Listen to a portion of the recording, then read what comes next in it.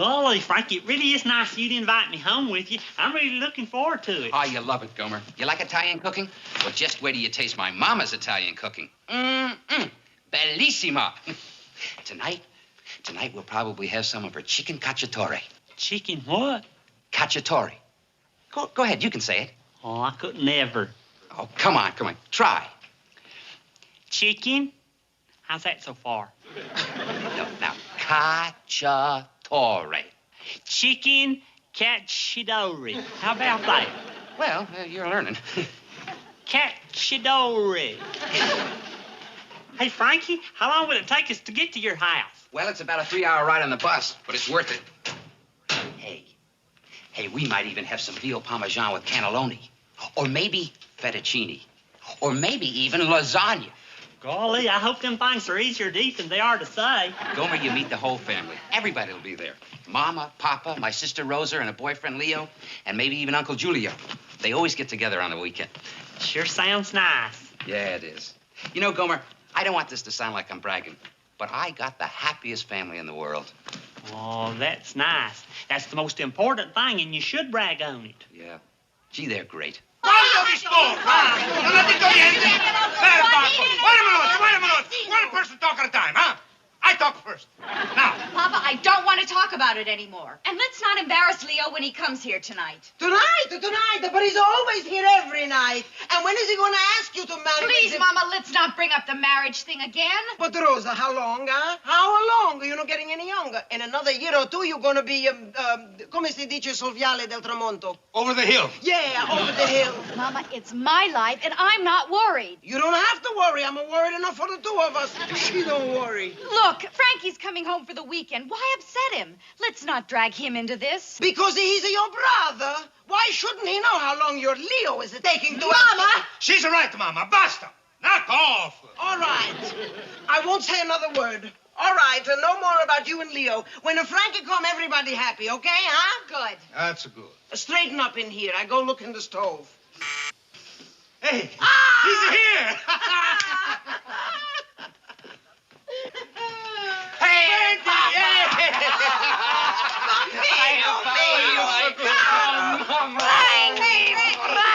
come on.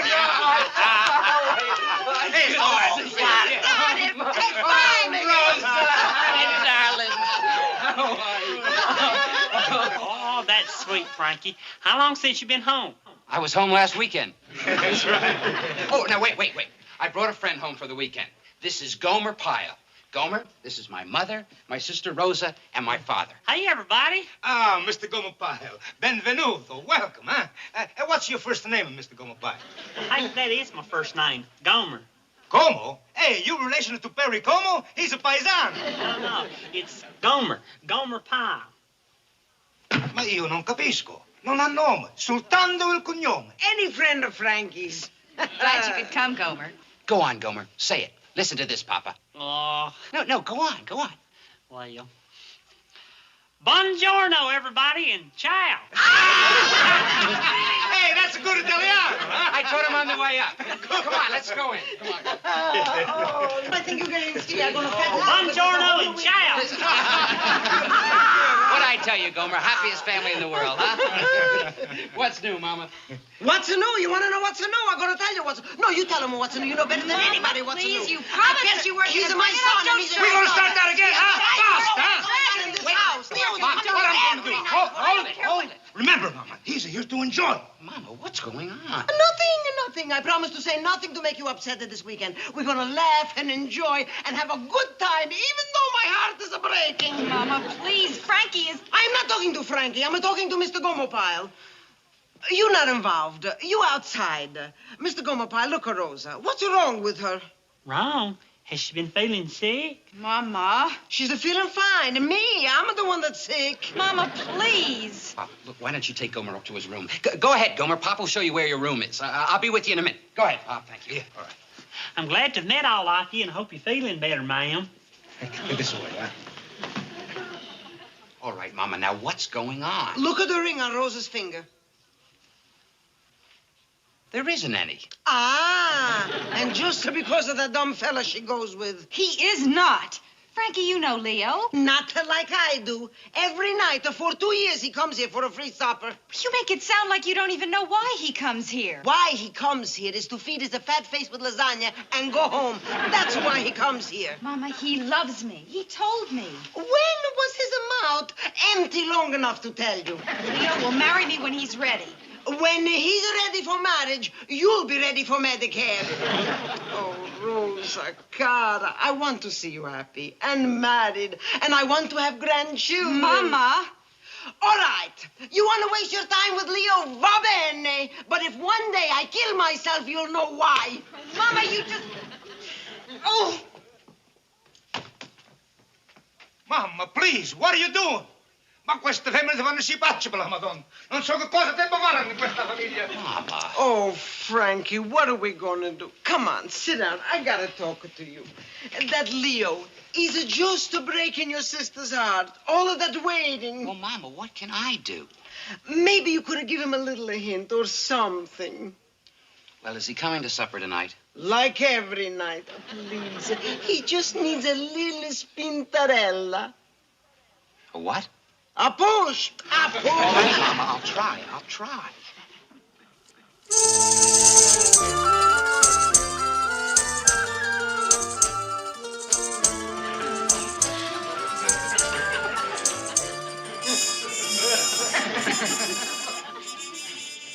Well, it sure is nice seeing the whole family together like this.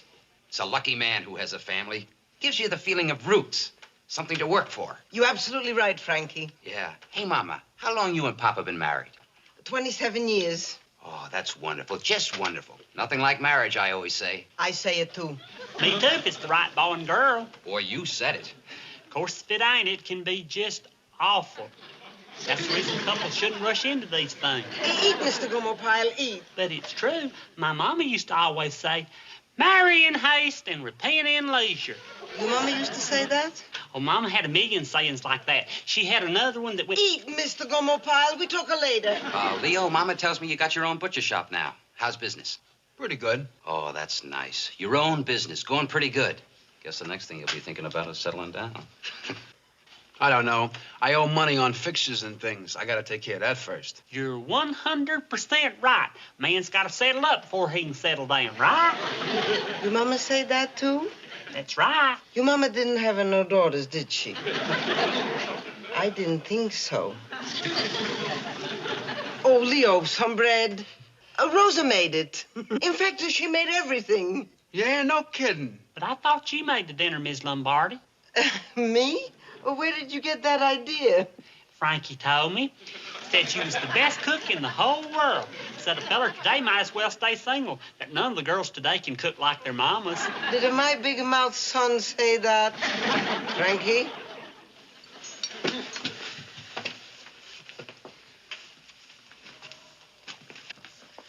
Did you really say that? What he said? Yeah, Mama, Gomer got it a little twisted. He got me a little twisted, too. Frankie, you got to do something about him. He opened his mouth one more time. Rosa's an old maid. Please, Frankie, talk to him. Shh.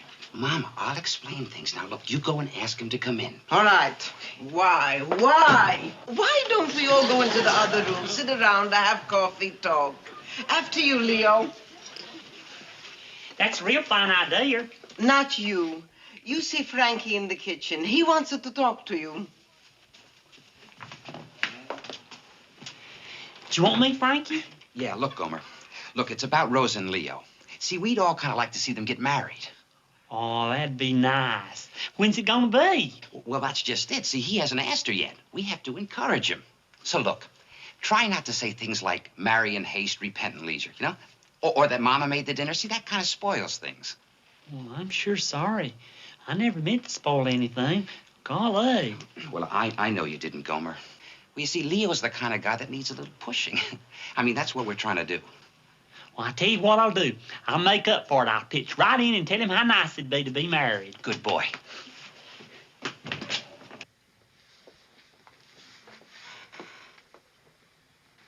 Gomer, why don't you sit right over there? Well, it sure is nice seeing everybody again. Hey, Leo, ain't it kind of lonesome being a bachelor? No, not really. I live with my sister and brother-in-law. Oh. Still, it's not like having young'uns around. They got 8 kids. Oh.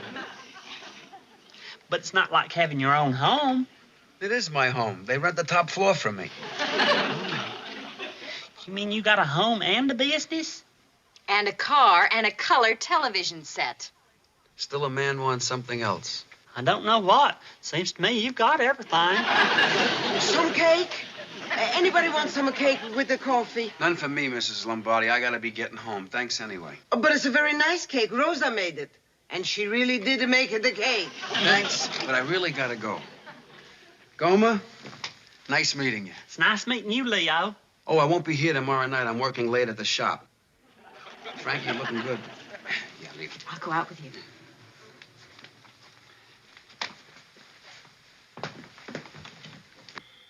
That's the way it is.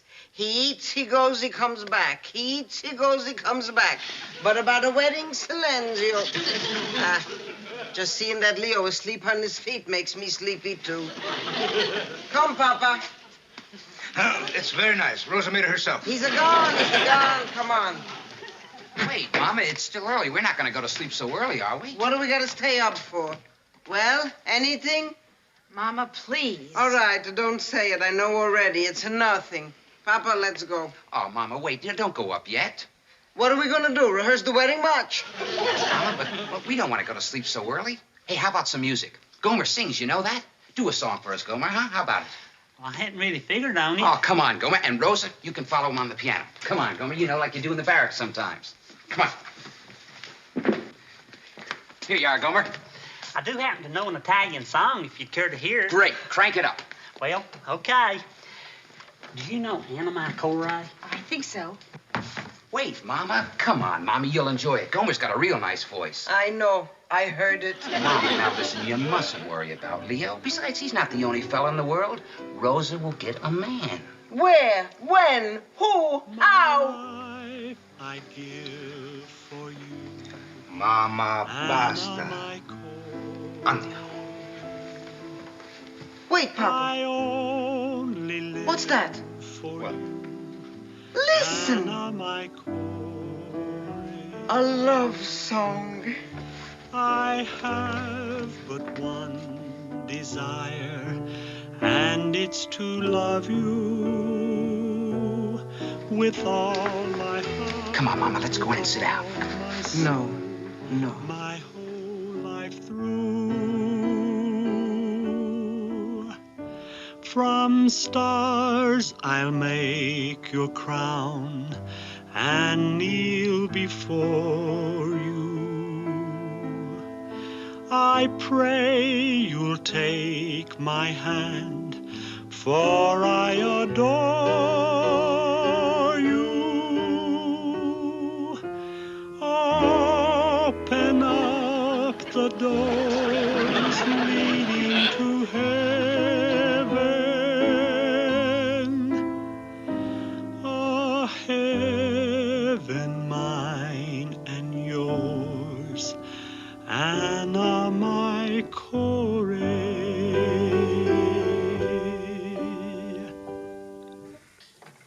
That was very nice, Gomer. Beautiful. You really accompanied good, Miss Rosa. Thank you, Gomer. Now, if you'll excuse me, I'm getting a little tired myself. See you in the morning. Good night. Night now. Good night. All right, Rosa.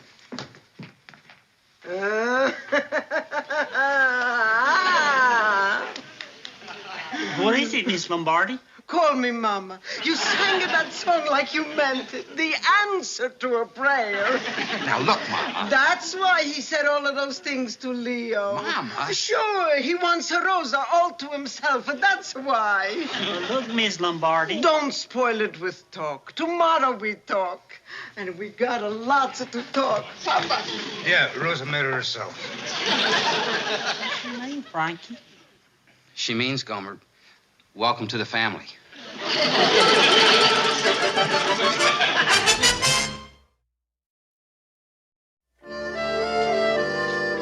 Morning, everybody. Buongiorno, buongiorno. Papa, look who's here, Mr. Gomer Pyle. Mr. Gomer Pyle, good morning. Last Buongiorno. night was wonderful. You sang that song beautiful. But I wasn't really. Buongiorno.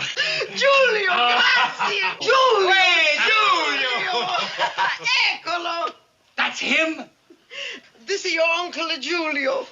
I'm pleased to know. My uncle. What do you think?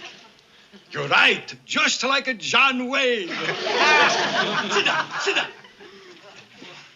Mr. Gomer Pyle, you are getting a good girl. A good girl.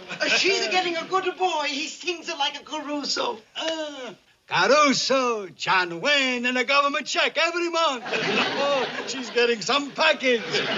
Tell me, son, what do you do when you're going to leave the Marines, huh? Well, I used to work in a filling station. A gas station. That's perfect. We put him in with Dominic. Hey, he's another cousin. He's got a 12-pumper. But I couldn't. Don't thank us. What's a family for? Hey, do you like kids? Beg your pardon? Let me see your hair. Julio, he reads at the palms. But I couldn't let. Mamma mia, guarda. What? Here. What? He's going to have 11 kids. Julio, you shoe. My shoe, absolute. Look. 3 girls and 8 boys. Papa, you hear? 11 bambini. Hey, maybe 12. Oh, figlio mio. I wish I could tell you how happy you make me and Papa. Giulio, grazie. Grazie.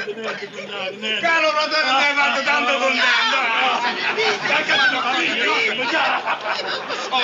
contento. Excuse me. I'll go up and see how Frankie's doing. Yeah, you go up and talk to Frankie. Mamma, such a hand I never saw. Frankie? Well, how'd it go? You tell him? Well, it was mostly a case of them telling me. Telling you what? Well, lots of things. Like I'm going to be a father with 12 young ones. Well, it makes sense. Your Uncle Julio's seen it all right there. Well, didn't you tell him you're not interested in Rosa? The fact is, I didn't. Before I could say a word, they... Good morning, Gomer. Hi, Frankie. Hey, Miss Rosa. Hi, sis. I heard about what happened after I left you last night. I can't begin to tell you how sorry I am. It's all right, Miss Rosa. Mama just doesn't seem to understand that Leo and I really are going to get married someday. But she's just getting herself into a panic. You sing a song to me, and she's ready to grab hold of you, of anybody. I understand. Rosa, don't worry. I'll explain it to the folks. Thanks, Frankie. Anyway, I did want you to know how I felt. Mama means well, of course, but she's just getting a little ridiculous. I am sorry. See you downstairs. Oh, your sister sure is a nice girl. It'd almost serve that Leo right if another fella did come along and take her. And that could happen, too, because if you don't... Hey, maybe you got the answer. Huh? Look, if Leo proposed, everything'd be perfect, right? So how do we get him to move? We throw a little scare into him that he's going to lose Rosa. A scare? You mean make up a story? Because if you No. By telling him the truth. What are you talking about? Hi, Leo. Hey, Frankie. What are you doing, cleaning up? Yeah, just getting ready to close the place. You remember Gomer? You met him at the house last night. Sure. What do you say there, Gomer? Hey, Leo. What brings you guys down here? Oh, well, we just thought we'd drop by and see your place. Yeah? Gee, it sure is nice. Gee, we missed having you at supper tonight, Leo. Yeah, I missed being there. And I'm sorry you had to leave so early last night. Yeah? Why, what happened? Oh, Gomer sang a song. Yeah? Yeah, it was an Italian love song, wasn't it, Gomer? Uh-huh. Yeah, and he sang it to Rosa. Boy, she sure liked it. Yeah, so? Oh, so nothing. But you should have seen Mama, Leo. Boy, to her, that was it. She grabbed Gomer and hugged him and kissed him. And guess what, Leo? She even brought Uncle Julio over to meet him. She wants him to meet the whole family. Boy, I'm telling you, she... All right, Frankie. What are you trying to tell me? Oh, nothing, Leo. Are you trying to tell me my girl Rosa's got a new boyfriend, huh? Him? Well, I just... Why don't you come right out with it? Who sent you down here with that message, Rosa or your mother? Oh, Leo, look, you don't... I don't like for nobody to put the pressure on me, Frankie. I don't like when they put the squeeze on me. Now, you expect me to fall for a story like that? Him and Rosa, they'll make me laugh. All I did was sing a song, and I... Okay, then go sing us some more love songs. See if I care. It's okay by me. Well... Well, go ahead. All right, let's go. Who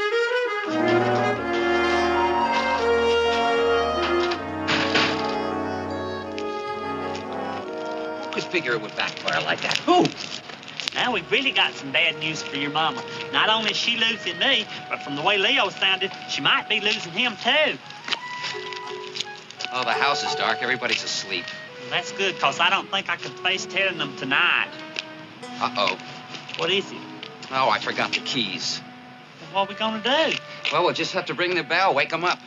Well, let's don't do that. Maybe there's a window open. Well, look, you stay here. I'll check around back. Maybe the back door's open.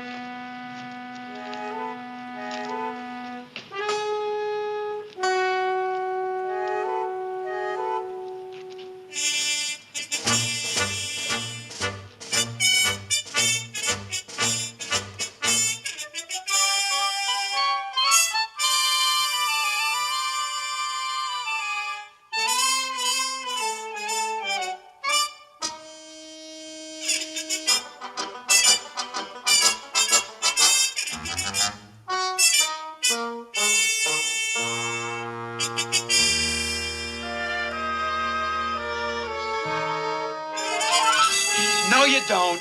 Leo, what are you doing here? So you guys weren't kidding after all. You were on the level. Huh?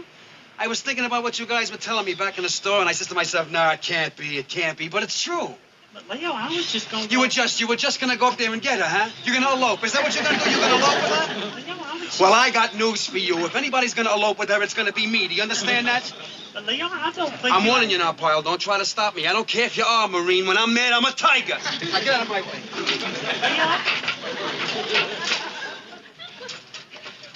What is it? What's going on? Rosa? Rosa? Ah, what is it? Rosa, wake up! It's a burglar! Help! Police! Ayudo! Help! Police! Help! Please! What are you doing here? What's going on? What is it? I don't know. What's going on? You want to know what's going on? I'll tell you what's going on. I come for Rosa. She's gonna marry me. That's what's going on. And she's gonna elope with me, not him. Who's him? Him. Well, hey, everybody. 25 years, no husband for Rosa, and in one night we got two of them. Ain't that nice, Miss Lombardi? Ain't that real nice? You hear that? They're gonna get married. Rosa and Leo. My babies are getting married. But isn't that what you always wanted? Me to take my baby away from me. My baby.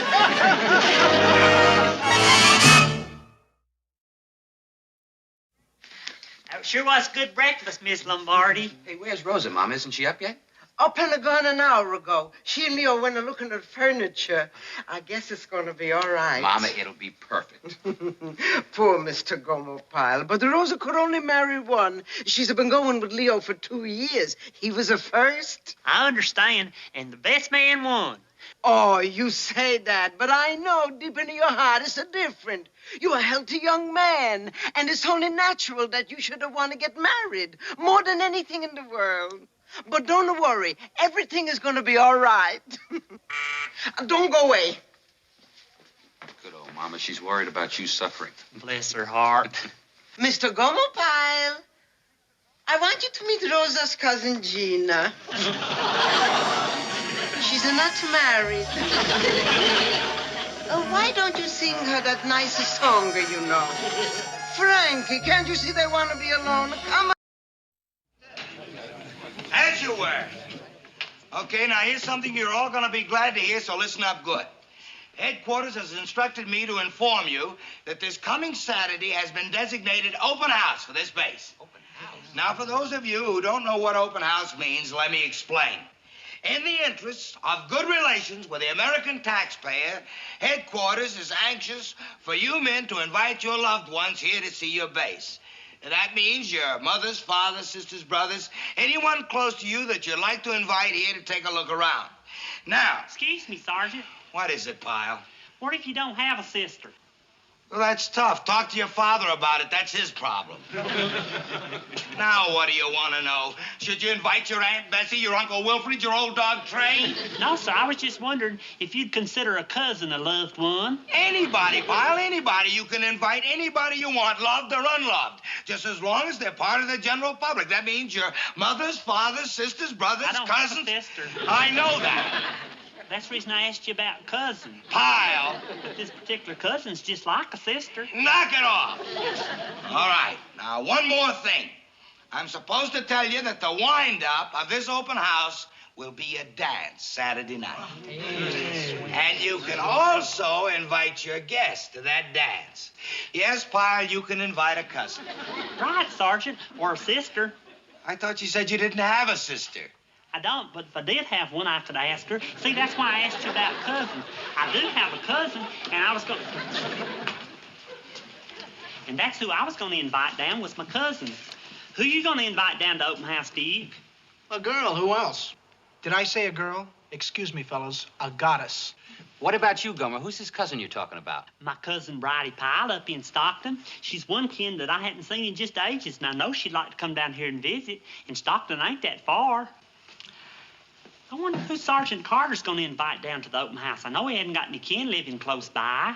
My heart bleeds for him. Shame on you, Duke. There ain't nothing lonelier than a man in uniform that's been left all to himself on a big family weekend. No, I wouldn't worry about it, Gomer. Of course. That was the reason that the sergeant was so irritated when I was asking him them questions. He didn't have nobody to invite, and he felt real bad. Forget it, Gomer. You know something? We ought to put our heads together and get him somebody to keep company with. I think that's what we ought to do. Are you kidding? No, I think it'd be a kindly charitable act, and I think one of us ought to do it. The reason I didn't ask you over in the barracks is that it was a personal matter, and I was just wondering, do you have any plans? Huh? Well, what I mean is, you being so busy and all, you probably hadn't had a chance to think of yourself and invite somebody special down for the weekend. Well, I don't see how that's any of your business, Pyle. Well, you're right, Sergeant. It's none of my business, but, well, if you hadn't invited somebody down... Go on, Pyle. I'm hanging on every word. I've invited my cousin Bridie Pyle down from Stockton. And?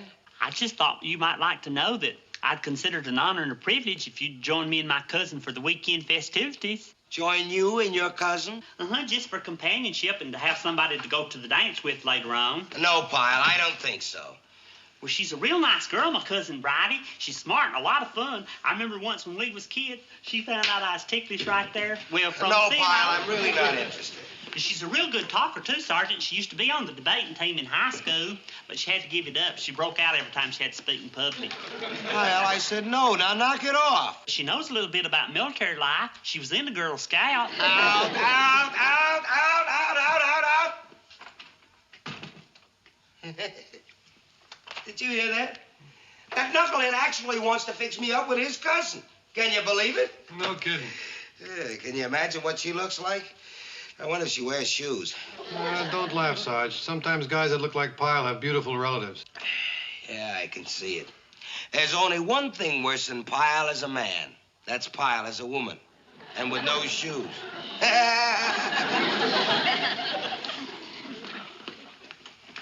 Hey, Dave. Oh, Gomer, am I glad to see you. Listen, pal, you gotta help me. What's the matter? Plenty. Remember that luscious little bundle of heaven I was telling you about, the one I invited down to open house tomorrow? The one from Phoenix? The one that's growing out of all her clothes in that picture you showed me? Yeah, that's the one. Only she's not in Phoenix. She's in town right now, a day early. And I'm pulling guard duty tonight. Well, that's a shame, Duke. Gomer, if I ever needed a pal like you, it's right now. Well, gosh, Duke, I'd be glad to take guard duty for you, but you know the sergeant won't let us switch our turns. I know. So that only leaves the next best thing. Gomer, you gotta look after Francine for me tonight, will you? Please, huh? Well, golly, Duke, I don't know. Please, Gomer, you got to. I can't let that poor girl just sit around all night with nothing to do. It wouldn't be right. Well, gee, Duke, I understand, but why me? Because you're the only guy in this outfit I can trust, that's why. No, I mean it. With all these wolves around here, I'd lose her in 10 seconds if I didn't have somebody like you around protecting my interests. Well, golly, Duke, what'll I do with her, me being a perfect stranger and everything? Gomer, believe me, she's a doll. You'll be proud being seen with her wherever you go. Well, what do we talk about? I never have even been to Phoenix. Talk about anything. Take her out. She's a real good dancer. You think she might like to go to a movie? Perfect. Take her to a movie. It's a Godzilla movie. Does she scare easy? No. That's great. Just great. A movie couldn't be more perfect. Okay, then that's all set. I'll go phone Francine at the hotel and set it up, huh? Thanks, Gomer. You're a real pal. Okay, Deep. To tell you the truth, I wasn't too keen on seeing this particular Godzilla movie alone anyway.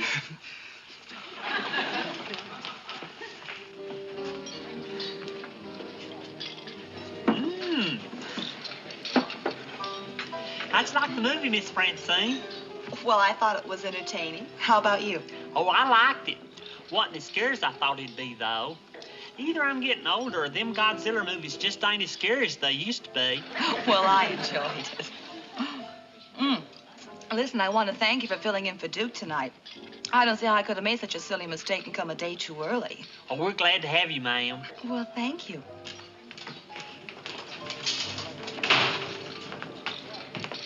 Where do you want to sit, Vince? In a booth or at the counter? I don't care. Let's just sit over here at the counter. What's the matter? Over there, you see what I see? Do you think that's...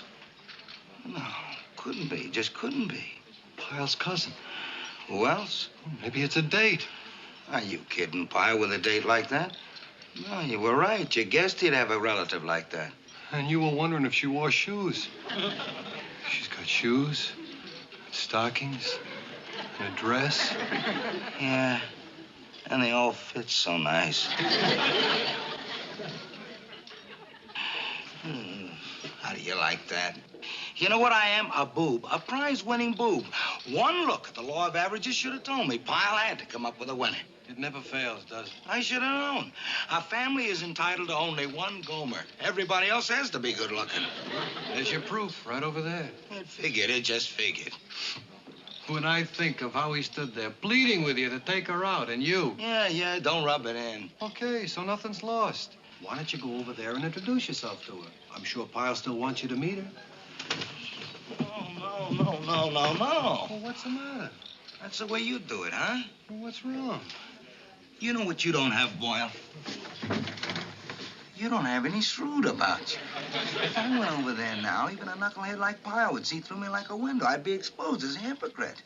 So, we gotta play it with a little shrewd. Yeah? Yeah. I don't approach him now. I wait until tomorrow, like I never saw his cousin. Huh? I must admit, that has more finesse. What's that? Finesse, shrewd. Yeah. Tomorrow, I'll call Pyle into the duty hut, and then I'll say, Pyle, I've been thinking. What about, Sergeant?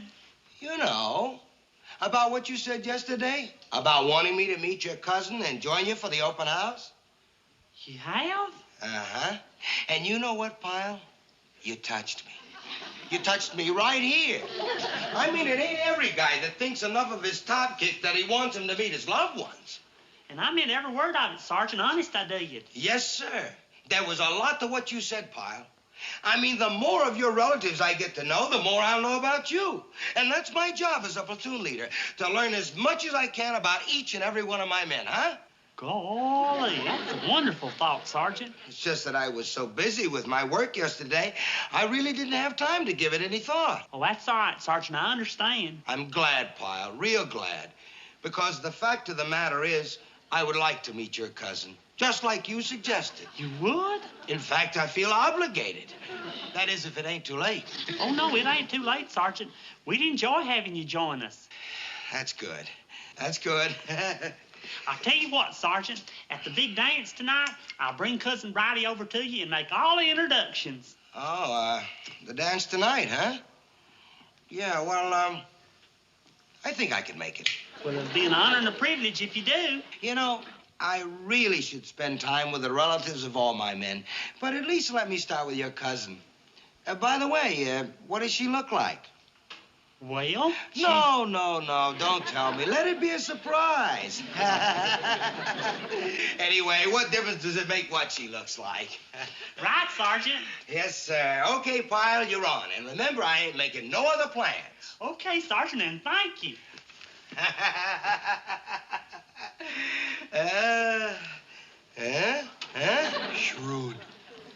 Burnett's.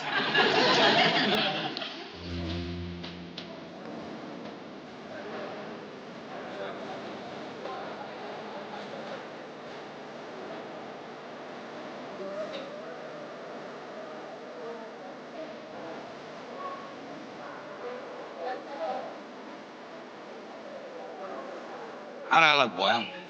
Everything in order? How the creases holding up? A-okay, Sarge. All conditions are go. You'll knock her dead.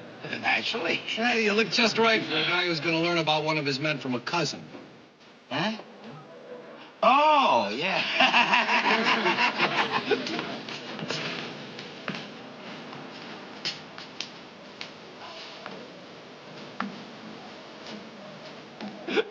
Vince. Hey, Vince. Huh? There she is. She just came in. Yeah. Even better than last night. She's a goddess. And she's Pyle's cousin. Don't remind me. Hey, where is he anyway? You don't suppose she came alone? Oh, no, he'll be in. He's probably checking her coat. Look, we'll wait right here and...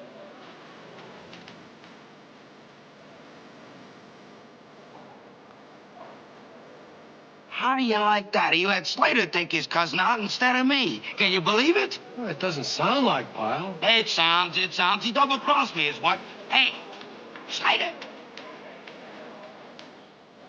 Over here. Here. What's wrong? It's my Sarge. What does he want? I don't know, but I better get over there and find out. Wait.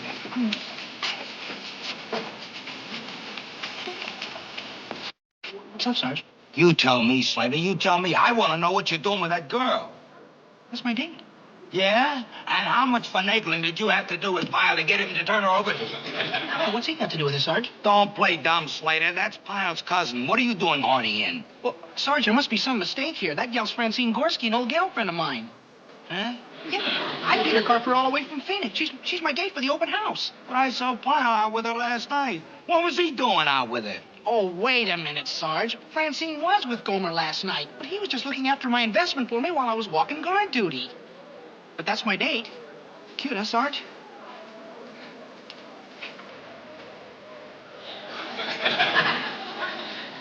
Then where's Pyle's cousin? I suddenly got a kind of sick feeling. I'm getting a feeling that Pyle's cousin is going to be just like I thought she was in the very beginning. Looking like him.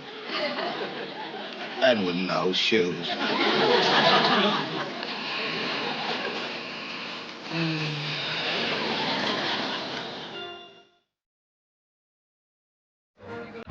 Stick around and wait for Pyle's cousin?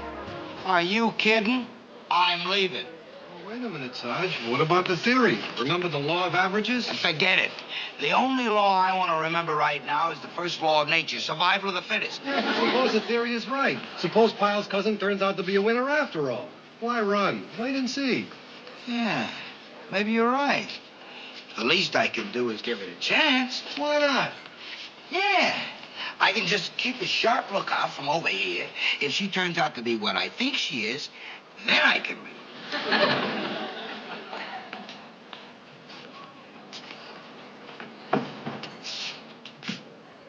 Hey there, Roger. Hey, what do you say, Pyle? You hadn't seen Sergeant Carter around, had you? No, I'm afraid not. Oh, by the way, Pyle, this is my sister, Cynthia. How do you do? I'm pleased to know you, ma'am. Hey, you just stand fast, sis. I'll go check your coat. Okay. Everybody's really having a fine time. I think this open house was a real fine idea, just a real fine idea. Yeah, Vince. A little refreshment. Oh, thanks, boy. I'm gonna need all the energy I can get.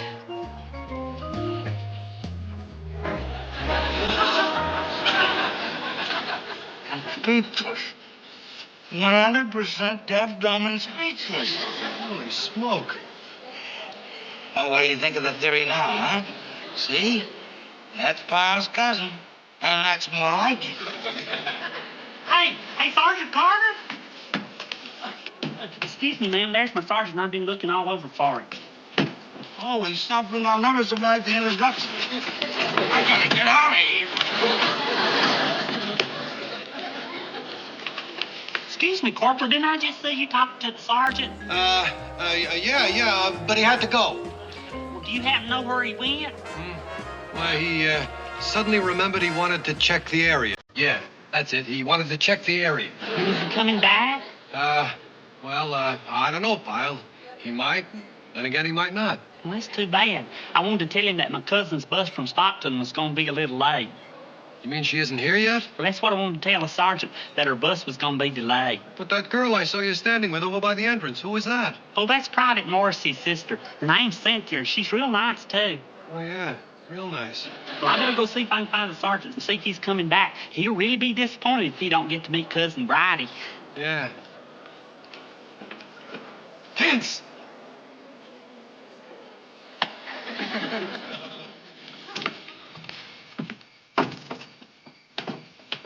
Sergeant? Sergeant Carter, are you out here?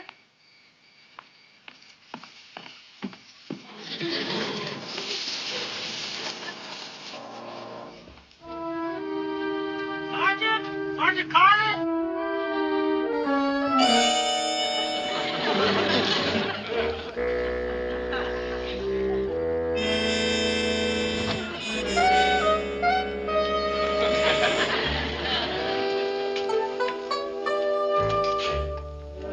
Sergeant? Sergeant Carter? You back there, Sergeant?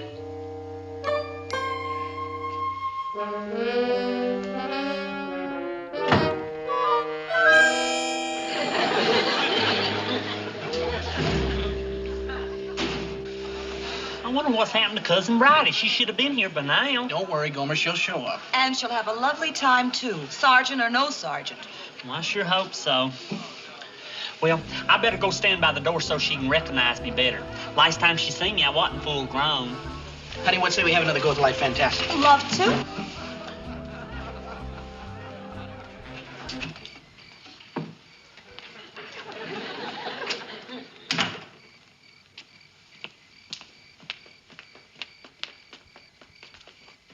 Vince!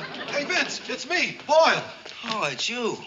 For a minute, I thought it was Pyle. He's been chasing me all over the place. Well, you can quit running. That girl wasn't his cousin after all. Huh? No, she's Morrissey's sister. Pyle was just trying to tell you that his cousin's bus was late. You're pulling my leg. So help me, Vince. She ain't here. In fact, she may not even come at all. Say, what are you doing? Where were you going just now?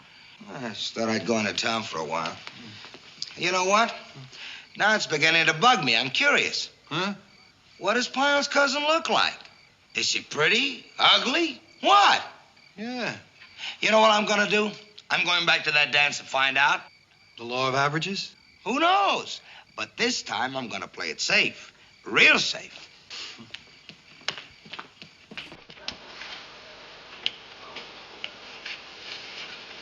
Vince.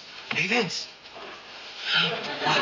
Is she here? No, I just want to make sure you were still there. Yeah, I'm here. Where's Pyle? Oh, he's still standing over there by the door.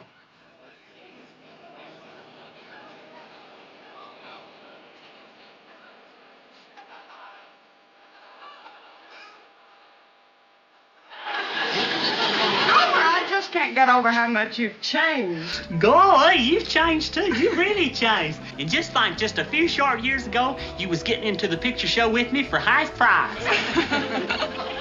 Tell me I'm dreaming, Boyle. Tell me it's one of them mirages. How about that? The law of averages worked after all. Is that something? Come on. Give me a hand. Run it up. Hey, that theory really worked. Yeah. But I'm still glad I played it safe. You never know about them things until the last minute. Oh, boy. It's good to see you. It really is. Oh, and it's good to see you too, Gomer. You look marvelous. Pyle, I've been looking all over for you, Pyle. Oh, hey, Sergeant, you be looking for me? Well, I've been looking for you. You have? Well, I've been right around here all the time. Where did you look? Well, aren't you going to introduce me to your cousin? This is your cousin. My cousin? Oh, no, this ain't my cousin. This is Flora Biedermeyer, my cousin's best friend. She come all the way down from Stockton with my cousin Bridie just to see me. Ain't that some surprise? Yeah, it sure is. I didn't even know she was up in Stockton, and she decided to come down with Cousin Bridie. That's who you want to meet. Yeah. Where is Cousin Bridie? Oh, she'll be right back. She just went to the powder room to freshen up a bit. Oh. Here she is now.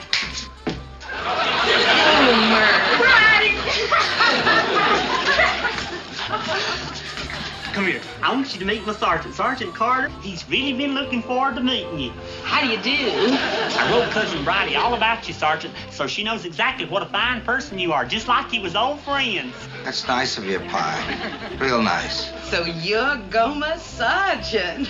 He's a lot shorter than I thought he'd be.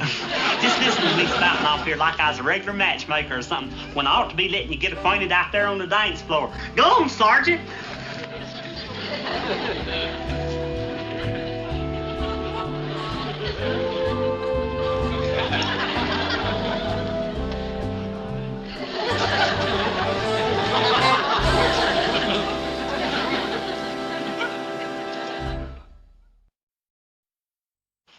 That was when I was 14. When I was 15, we moved to Stockton.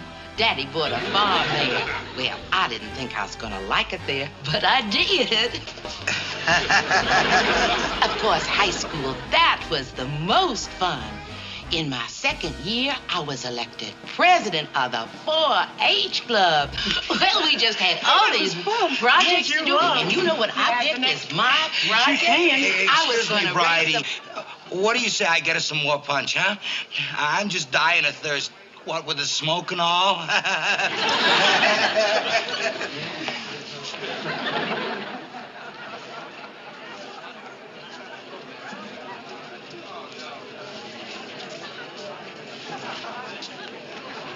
Hey, Vince, where you going? I gotta get out of here. Look, Chuck, do me a favor. Go over to Pyle's table and tell him I just got an emergency call. Huh? Tell him headquarters called. Anything. Just get me off the hook. Vince, you can't do that. Oh, can I? Just watch me. Hey, Sergeant, wait a minute. Oh, look, Pyle. I'm sorry, but I just got an emergency call. Top priority. I gotta get right back to the duty hut. I ain't got a moment to lose. That's too bad. Yeah, I know, Pyle. But that's a service for you. Work before pleasure. Gosh. Being I hadn't spent any time with Cousin Bridie alone to catch up on the family's doings, I was hoping you might switch and spend some time with Miss Flora here. You hadn't hardly spent any time with her at all. Flora? Well, gee, And I was really looking forward to it, too, Sergeant, but, well, if you have work. Oh, well, You've got work to do, Sergeant. You just go right ahead and do it. The corporal here will be glad to take your place, won't you, Corporal Ball? Well... Y'all go on and dance and have fun. If you've got work to do, Sergeant, you just go right ahead and do it. And just think, a full colonel's going to be visiting our colonel. There'll be 2 colonels right here, 4 colonel eyes looking right at us. How about that? Take anything special, Corporal? Looks like a bulletin. Very good, and only a PFC. What's it say? It's a voluntary extra duty. You mean they want volunteers for extra duty? This is for dough, You get $1.25 an hour. Sound better to you guys? No kidding. How much work's involved? So little even you guys could do it. Whoa, what is it? But you know the colonel that's visiting our colonel? Colonel Matthews? That's right. Anyway, our colonel is having a dinner party Saturday night, and he needs 3 extra guys to help out. What doing, Corporal? Well, I don't know. I guess busboy. You know, waiting on the table, serving the drinks. Why, you guys interested? Well, I sure am. I consider it an honor and a privilege to help our colonel out, even without getting paid. Speak for yourself, Gomer. Yeah. Hey, put me down, Corporal. Yeah, me too. You too, Gomer? Right. And the pay is really unimportant. I just want to... Gomer, stow it. We're all in, Corporal. And Gomer will donate his pay to his favorite charity, me. Okay. If you 3 guys are it, I might as well take down this notice. Yeah, thanks, Corporal. Just think, me hobnobbing with colonels. Gomer, you're not going to be a guest. You'll be a busboy. Still, the folks back home would be real proud of me. Why, it might even get put in Mayberry After Dark. I think I'll write them. What's Mayberry After Dark? That's the society column of the Mayberry Gazette, and in it they got social notes from all over. Imagine, Colonel Edward Gray gave a reception for Colonel Matthews, who's visiting Camp Henderson. Private First Class Gomer Pyle of this city attended as a busboy. You're on your way up the social ladder, Gomer. What do you guys think you're doing? Well, we was just... I don't care what you're doing. Don't you people know that Colonel Gray is bringing Colonel Matthews and his family on a tour of this base? And they're due to tour right in front of your barracks in exactly 5 minutes?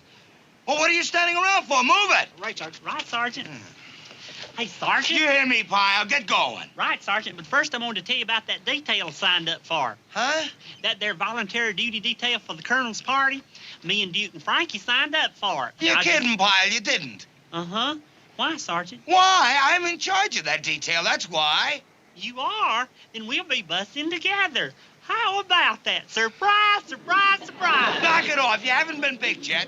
With a little luck, maybe I'll get 3 other volunteers. Oh, no, Sergeant. We was the first one to see it, and we told the corporal, and he put us down. Pyle! Why, it'll be a real honor to get to work in the colonel's living quarters. Now, hearing that you're going to be in charge, my cup runneth over. Your cup will runneth over, all right, if you happen to be one of the volunteers. Now, get moving. That visiting party's due here any second. Right, Sergeant. Pyle! Yes, Sergeant? Pyle, you have a button missing. I do. I sure do. You know, I've been having trouble with that button popping off. You're very observant. You know that, Sergeant? Pyle, you knucklehead. You get back to your quarters and get that button sewed on, you hear me? You got exactly 3 minutes. Now go. And I can do it, too, in 3 minutes, Sergeant. You want to know why? On account I'm real good at threading the needle. That's where a lot of folks eat up time is threading the needle. Go! Go! Go, go, go, go, go, go, go!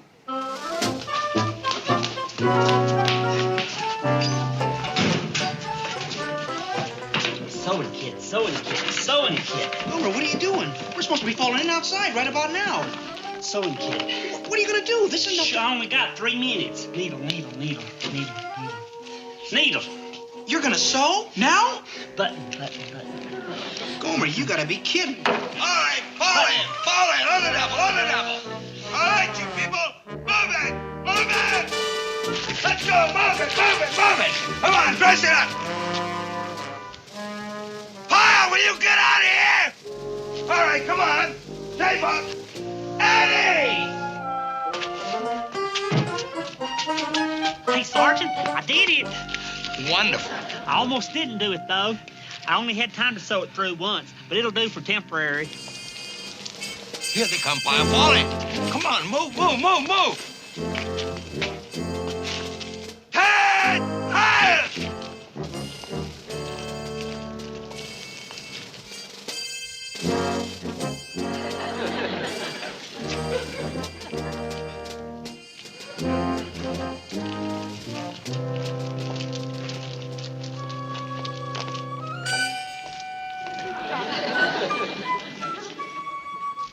You dropped your button.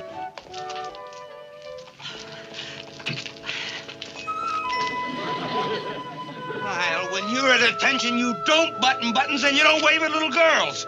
All right, Sergeant, but I was just trying to... Pyle, will you get that button sewed on and see that it stays on? Right, Sergeant. All right. Rest here. Dead head. Button, button, button, button, button, button.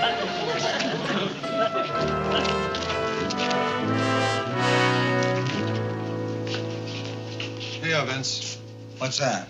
Duty roster for Colonel Gray's dinner party. Let's see. Lombardi, Slater, Pyle, this is it? Yeah, what's the matter? What's the matter? Pyle is on that list, and you want to know what's the matter? Well, he was the first one to sign for it. I know, he told me, but who thought they'd take him? Well, as soon as I had 3 volunteers, I turned them in. They're set. Smart, smart. Thanks, Boyle. Well, what do you want from me, Vince? If you didn't want him on that detail, you should have stopped him. Yeah, thanks a lot. Oh, I know, they're after me. Huh? It's a test. How much can Carter take? They're always testing. Boot camp, NCO school, and now Pyle is a busboy. Well, I can take it.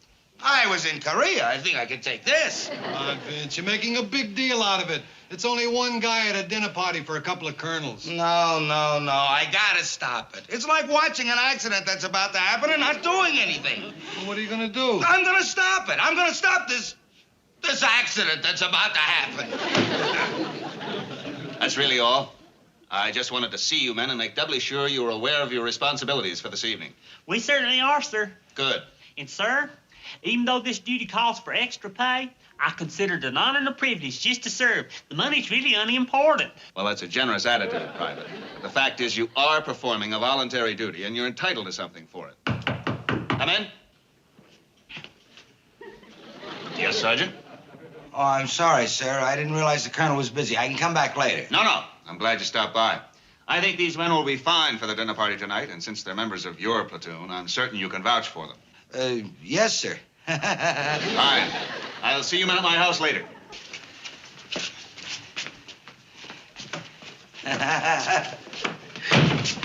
Okay, Pyle, this is it.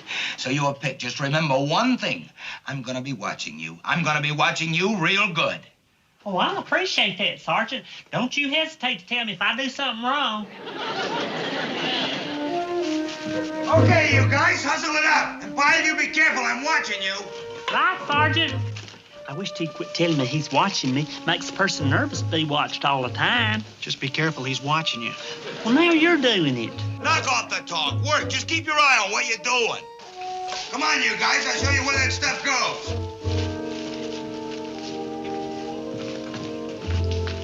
Hey, little girl. Hello. You're the one with the button. Yeah, and I want to thank you for picking it up for me, too. My daddy's a Marine. He's Colonel Matthews, so I know how important buttons are. Oh, well, thank you again. My name's Gomer. What's yours? Margaret? What you doing with that there ball? Playing 1, 2, 3, or Larry? No, Miss Sims told me not to play because I might get my clothes dirty. Miss Sims? She's the lady who takes care of me. Oh, that's too bad. I know just how you feel. Sergeant Carter's the very same way with me. Whenever I get my clothes dirty, he gets real upset. Of course, they just doing their jobs. I guess. But it isn't any fun. Well, there's games you can play without getting dirty.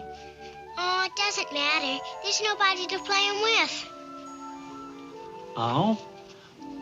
Well, there's games that you can play alone without getting dirty. Like what? Well, there's just a whole lot of them. Like, 1, 2, 3, or Larry. Or Jacks. That's even better. Jacks? Uh-huh. Of course, you should play it with two, but you can't play it by yourself. I don't know how to play Jacks. You don't?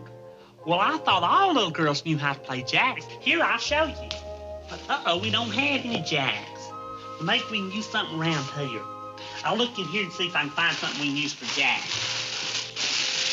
Oh, here, we can use this. They're sugar cubes. Here, I'll just put these out like this. Now, you have to get out on your hands and knees and be real careful not to get dirty. Wait a minute, though. Now, you kneel down on this and be real sure you don't get off of it. Now, what you do, you throw the ball up, but you can't let it bounce but once. And then you grab a cube and catch the ball, like this. See? Now, if you get one all right, then you can go for twosies. Twosies? Uh-huh. And you go all the way up to sevensies. Oh. Now, there you go. Now, you're going to go for onesies. I did it! See, I told you it wasn't very hard. Twosies? Twosies. Boy, you sure catch on fast. Threesies? Threesies. Margaret, what are you doing? Just playing. I told you not to get dirty. We're on a trip and you don't have enough dresses to change. Well, don't blame her, ma'am. She was playing, but I put her up to it. But I paid special attention to see that she didn't get dirty. You see, I put If down I were you, I would just stick to my job. Now, let's go in the house, Margaret, and get cleaned up. Pyle, where have you been? I've been waiting. What's wrong? Anything the matter? Sergeant, doesn't the private have anything to do? He seems to have nothing to do. Huh? Come, Margaret. What was that all about? Well, little Margaret, that's Colonel Matthews' daughter. Well, she was looking kind of lonely, poor thing, and I was just showing her how to play jacks. Jacks? Uh-huh. And boy, did she take to it, Sergeant. You should have seen her eyes when she hit threesies for the first time. She seems like a right unhappy little girl. You know who's gonna be unhappy, Pyle. You're gonna be unhappy. Now get that stuff in the house where it belongs on the double. I warned you, Pyle. I'm watching you. Well, Sergeant, I was just... Don't talk, just do it. Do it.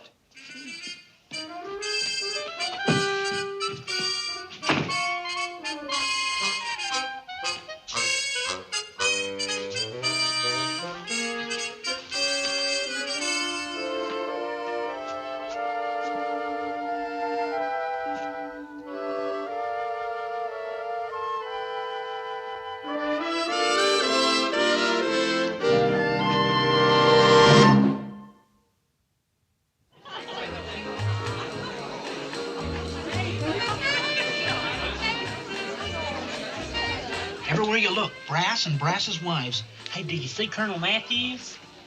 Yeah, there he is talking to Colonel Gray. Golly.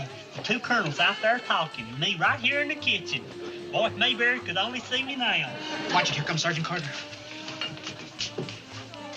Well, what are you knuckleheads standing around for? Well, we were just waiting, Sergeant. Well, you don't have to wait anymore. Come on, Lombardi. Grab this tray and get it out there. Slater, you take the punch. What you want me to do, Sergeant? You? Yeah, you just name it and I'll do it. Yeah. Let's see. What's safe? Oh, I know what you can do, Pyle. See them bags of potato chips over there? Well, just open them bags and put the potato chips on this large tray here. Then what? That's all. Just put the chips on the tray. Then take the tray out there? No. Just put the chips on the tray. Right, Sergeant. Well, what are you guys waiting around for? Move out.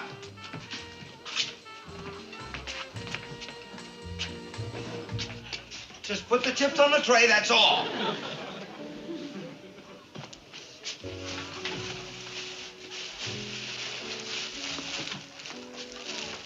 What are you fixing there, ma'am? This is avocado dip. Avocado dip? That's right. Well, back home, if you brought that out to the table, they'd swear it was pistachio ice cream all melty.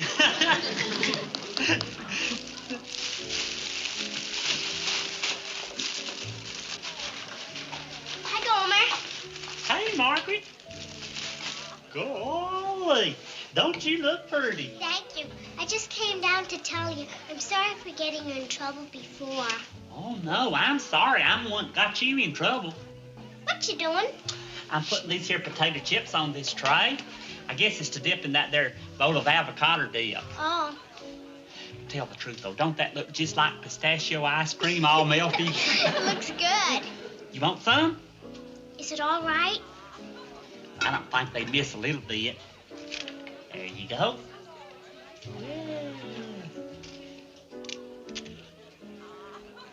Oh, my goodness, you got it all over your tray.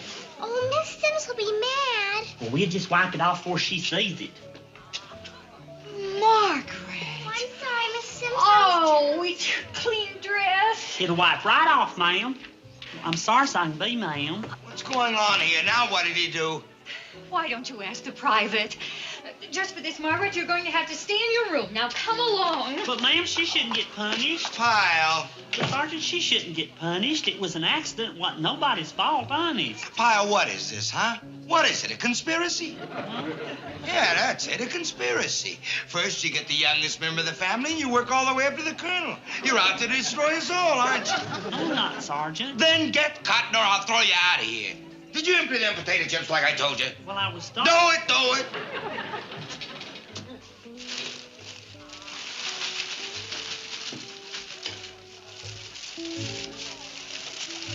Well, you can take this out now, Private.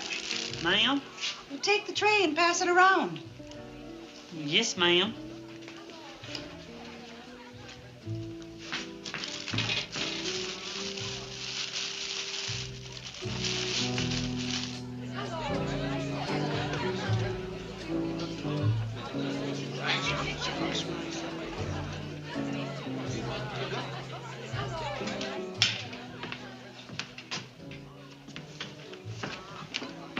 Where's the other private that was in here? Who? The man who was working on the potato chips. Where did he go? Oh, I sent him out with a tray. You didn't. You care for some dip, sir? It's avocado. Well, thank you, Private. You care for some dip, sir? Thank you.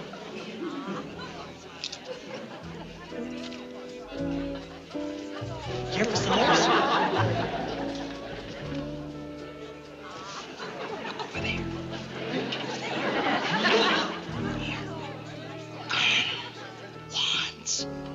Dip.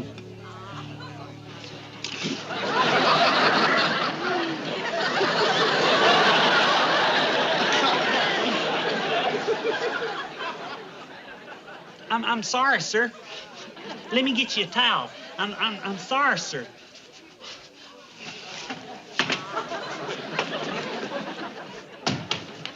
You did it, didn't you, Pyle? I did it. I really did it. I just stood there and watched 16 years in the Marines go down the dip. Towel. With my own eyes, I saw it. Sergeant, I deserve every word you're gonna yell at me, but first I gotta find a towel. There's a colonel out there with a whole handful of avocado dip.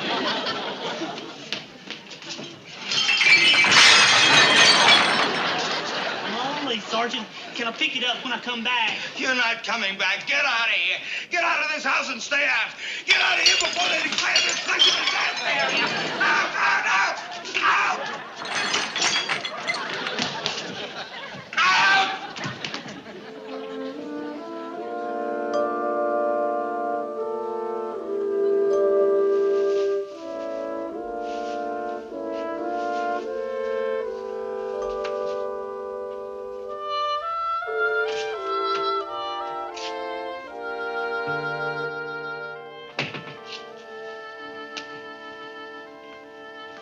Gomer.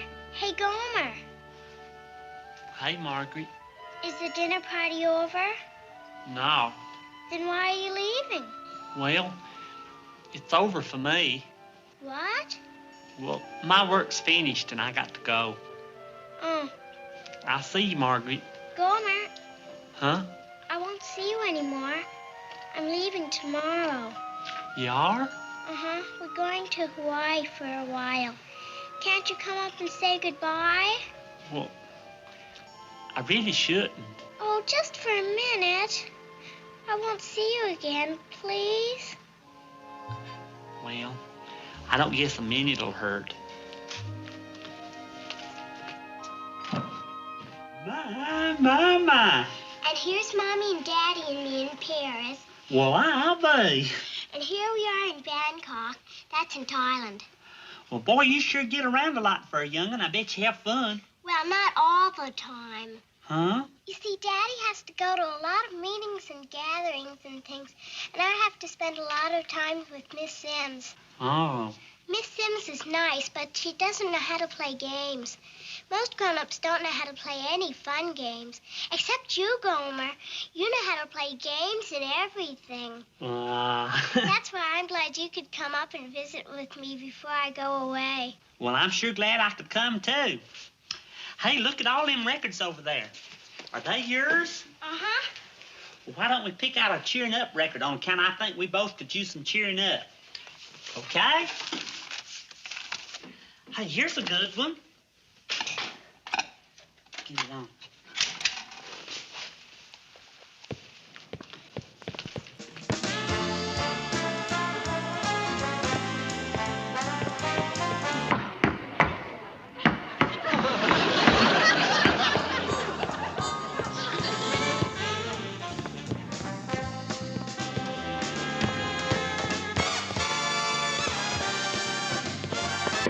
What that is? What room is that above us? Is it Margaret's? Yes, it is. Well, you don't think she fell down, do you? Maybe we better go see.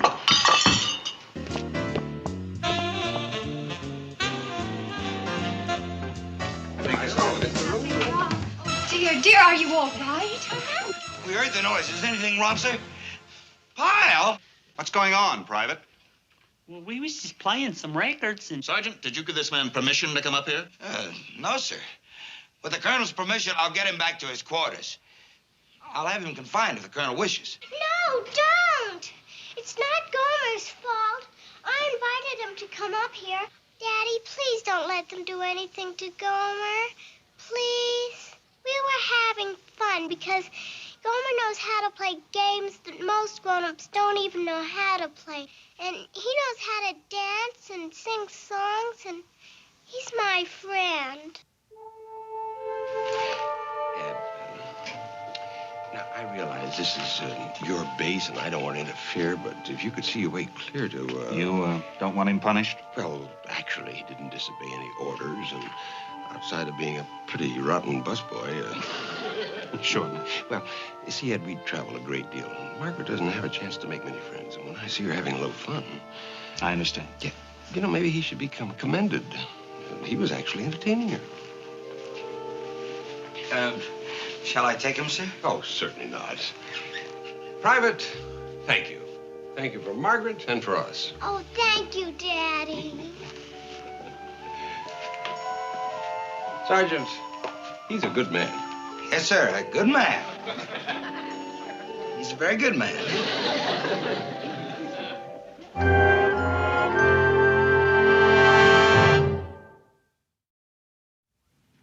I don't know why they wanted you for this detail, but I ain't taking any chances. I'm watching you like a hawk. You don't have to do that, Sergeant. I'm going to be real careful.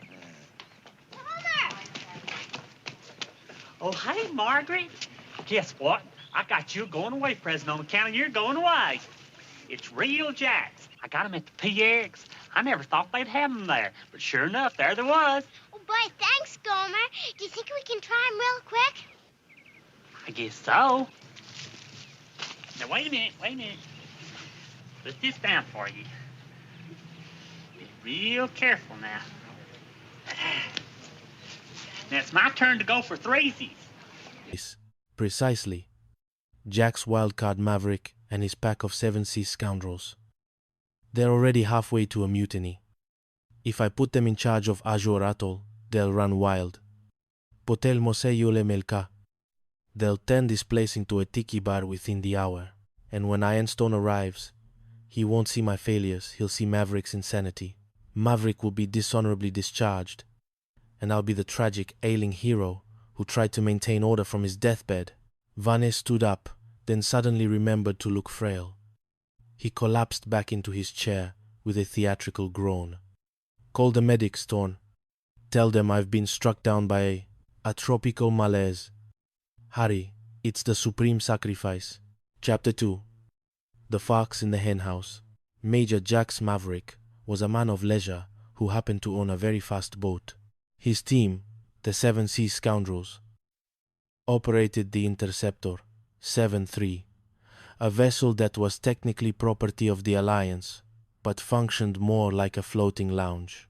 When Maverick arrived at Vane's office, he found the director draped across a chaise lounge, smelling faintly of lavender and desperation.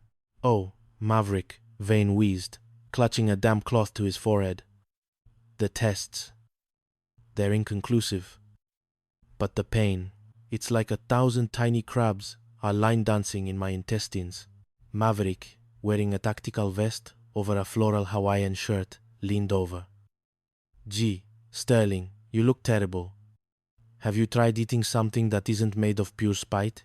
"Quiet, you hooligan," Vane snapped, then quickly returned to a whisper. "The doctors say I need rest. Isolation. Therefore, I am appointing you as acting director of Azure Atoll, and your bumbling sidekick, Junior Agent Pringle, will be your executive officer." Pringle, who was currently trying to salute while holding 3 melting ice cream cones, tripped over his own feet, sending a scoop of strawberry onto Vane's pristine white blanket. "Oh boy, Director, you won't regret this," Pringle beamed. "I already do," Vane muttered. "Now, get out. Go take command. That's an order." As soon as the scoundrels left, Vane sat bolt upright. "Thorn, call the nurse and tell her to hide my golf clubs." This is going to be the happiest illness of my life. Within an hour, Azure Atoll had changed. Maverick didn't believe in bureaucracy or rules. By midday, the high alert siren had been reprogrammed to play upbeat jazz. The sinks problem in the petty officers' club was solved by Pringle, who had accidentally diverted the water pressure into the main fountain, creating a beautiful, if slightly sewage-scented, geyser. Maverick sat behind Vane's mahogany desk, his boots up on the surface. "Pringle, what's on the docket?" "Well, sir," Pringle said, looking at a stack of papers. "The supply list says we found the garter belts. I sent them over to the nurses' quarters. Also, some guys from maintenance want to throw a little shindig to celebrate the new management." Maverick waved a hand dismissively. "Tell the boys it's full speed ahead. A little action never hurt anyone. We're in the business of morale, Barnaby." What Maverick didn't know was that full speed ahead was the code name for a massive, unauthorized underground gambling ring and hula dance festival that the crew had been planning for months. Chapter 3. The Maharaja and the Interceptor. The tranquil chaos of Maverick's reign was interrupted by a flash of gold on the horizon. A royal yacht was approaching. "Sir," Thorn yelled, running into the office where Maverick was teaching Pringle how to make a proper Mai Tai. "The Maharaja of Malacor is arriving. His islands are under threat from the Crimson Syndicate, and he's seeking asylum with his 3 daughters. Maverick stood up, adjusting his sunglasses. "A Maharaja? And princesses?" Well, we'd better give them a proper scoundrel welcome. Pringle, get the interceptor ready. We're going to give them a ride they'll never forget. The Maharaja was a man of immense dignity and even more immense jewelry. His daughters, Siri, Amara, and Layla, looked like they had stepped out of a fashion magazine, if that magazine was dedicated to how to look bored while surrounded by gold. I am Karim. The Maharaja announced as he stepped onto the interceptor, 7-3. I travel with my most valuable possessions. Can this Tin Can be trusted? Priceless cargo is our specialty, Your Highness, Maverick said with a wink. Pringle, attempting to bow, accidentally bumped into Princess Siri. Wowie, wow, wow, he whispered, mesmerized. The Maharaja's eyes narrowed. What did that small, clumsy man say? It's a ceremonial greeting in our country, sir. Maverick lied quickly. It means, your beauty is like the rising sun. Isn't that right, Agent Pringle? Yeah. Wowie, wow, wow, Pringle chirped.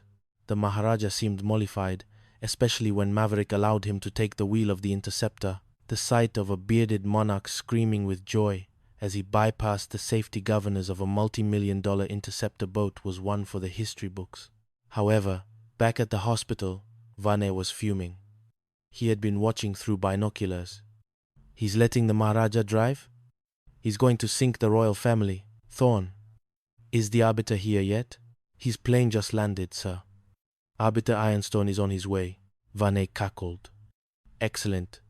Let the arbiter see the acting director entertaining royalty with unauthorized boat races and hula girls. It's a guaranteed court-martial. Chapter 4. The Euphoria Mist. The arbiter's inspection was going poorly for Maverick. Ironstone was horrified by the jazz music, the geyser, and the general lack of saluting. Maverick! Ironstone roared, his voice sounding like two tectonic plates grinding together. I have heard reports of hula girls in the air raid shelters. I have heard reports of unauthorized gambling. What do you have to say for yourself? Maverick leaned back, looking unbothered. It's all part of a psychological warfare exercise, sir. Keeping the enemy guessing. Vane, watching from his hospital bed, decided to escalate.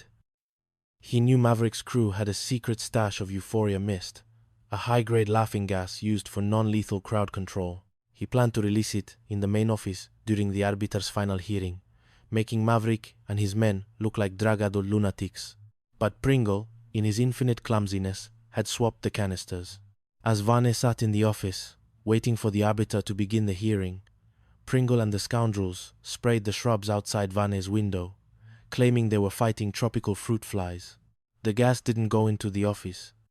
It went directly into the ventilation system of Vane's private suite. Now, Director Vane, Ironstone said, entering Vane's room to get his official statement against Maverick. Tell me exactly what has been going on. Vane looked at the arbiter. Then he looked at Thorn. Then he started to giggle. Oh, ironclad, Vane chirped, his voice 2 octaves higher than usual. You're so shiny. Have you been polishing your head? It looks like a giant, beautiful bowling ball. Ironstone froze. Director Vane, are you feeling quite well? I'm Bingy Winky, Vane shouted, jumping onto his bed and performing a clumsy pirouette. And this is Shaki Puck, he pointed at the confused Thorn. Maverick is a hero. He's a legend. I want to promote everyone. I want to give the Maharaja a tank. A big gold tank. Vane then proceeded to try and use his telephone as a flute, playing a series of discordant notes while laughing hysterically. It's combat fatigue, Maverick whispered to the arbiter, shaking his head sadly. The poor man has finally snapped under the pressure of the inspection. He thinks he's a wood nymph. Clearly, Ironstone muttered, watching as Vane tried to fly off his dresser. Chapter 5. The Case of the Missing Payroll. The final test of Maverick's leadership came when the base payroll $62,000 in unmarked digital currency chips went missing.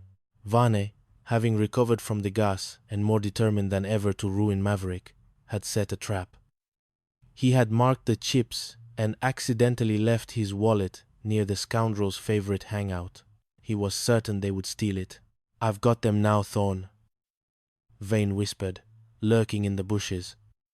"When that wallet turns up in Maverick's quarters, it's over."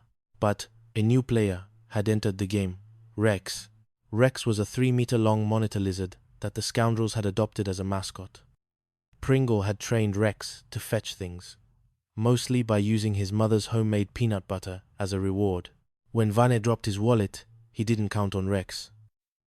The lizard, smelling the faint scent of peanut butter on Pringle's nearby lunchbox, lunged out of the grass. He didn't see a wallet. He saw a chew toy. Rex snapped up the wallet and retreated into the ventilation ducts. The next morning, the base was in an uproar. A court-martial was convened in the main hangar. Vane was triumphant. "I charge Agent Pringle with grand larceny," Vane shouted, pointing a shaky finger. "My wallet was stolen, and I have evidence that the scoundrels were involved." Pringle stood at the defense table, looking terrified. "I'm innocent, sir. I was with my girlfriend." "The one with the heart-shaped birthmark on her ankle?" Maverick asked, winking at the arbiter. "Yes. How did you know?" "A hunch," Vane sneered. "Birthmarks? Ankles? This is a court of law. Where is the money?"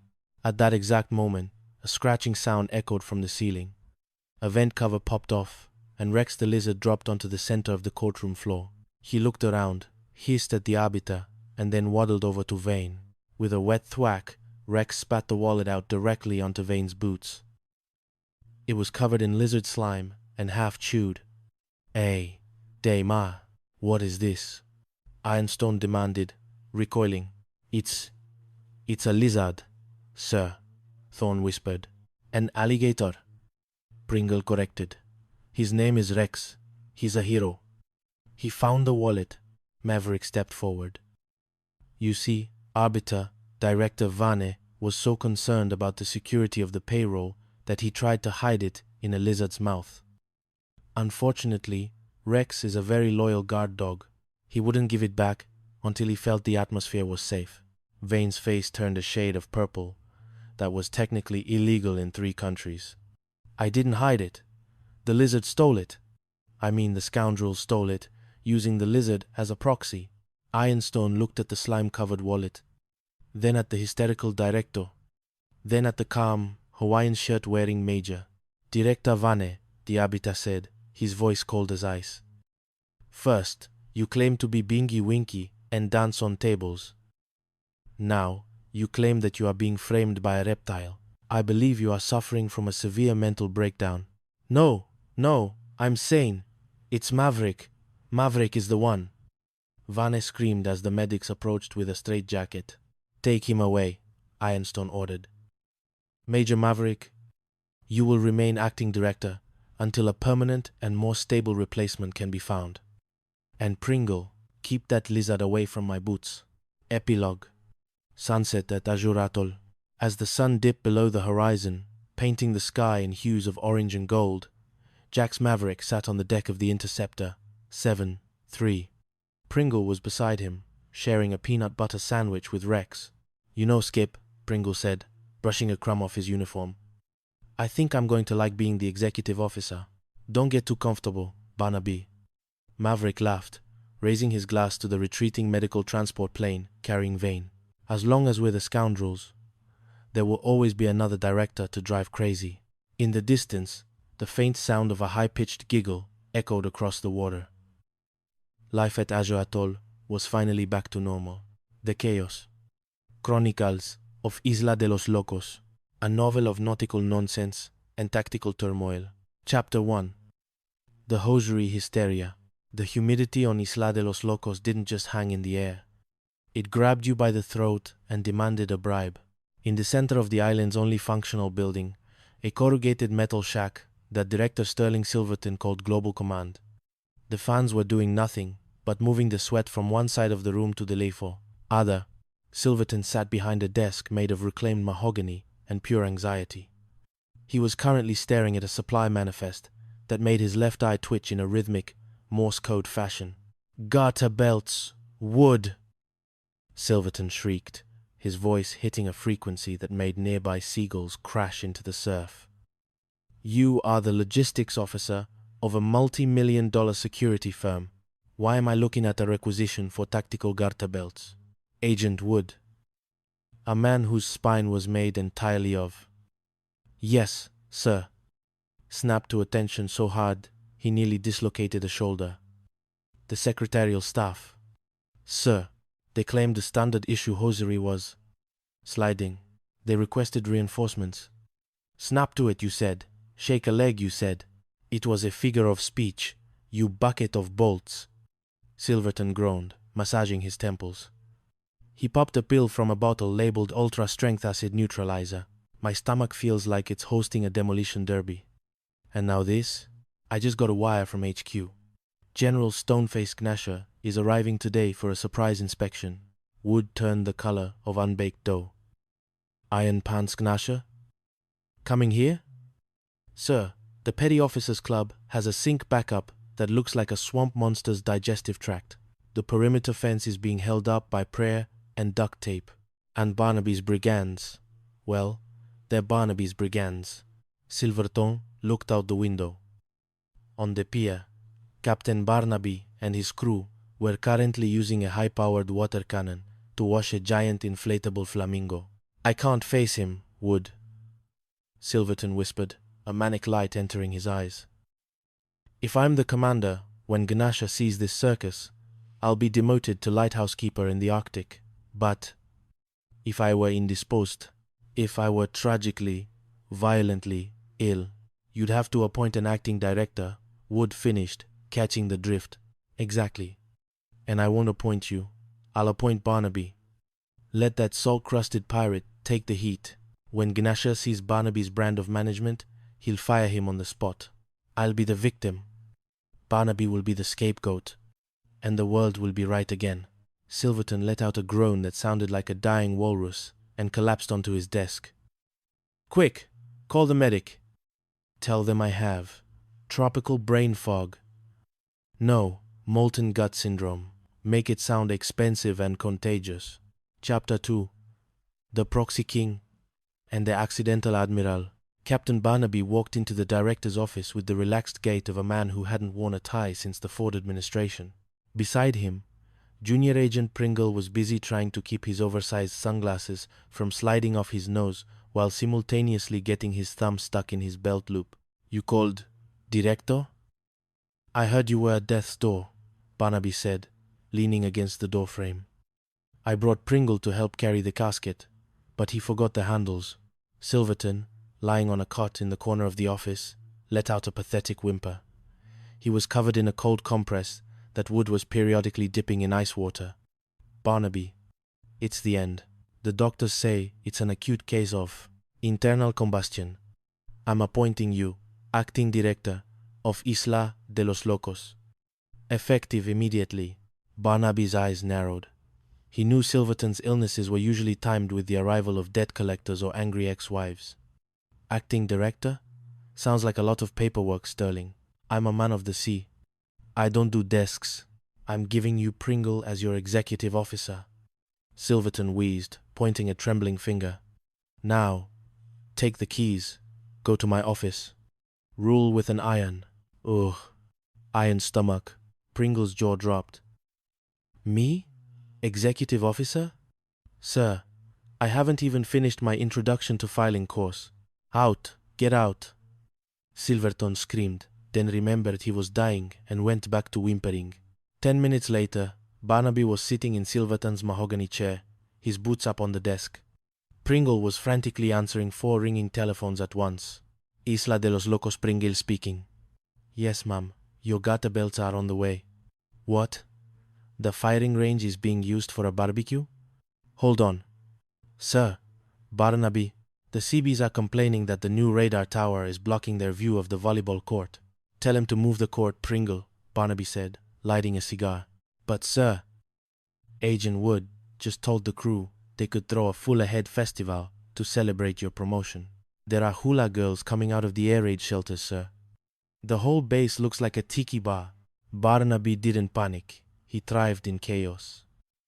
Pringle, get those girls into the laundry shed. Hide the booze in the torpedo tubes. And tell the crew to put on their shirts. At least 3 buttons. We're going to give the general an inspection he'll never forget. Chapter 3.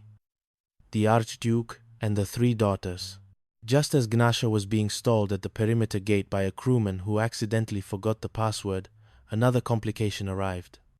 A sleek, golden seaplane touched down in the lagoon. Out stepped the Archduke of Maraschino, a man whose wardrobe consisted entirely of silk, gold braid, and medals he had probably awarded himself.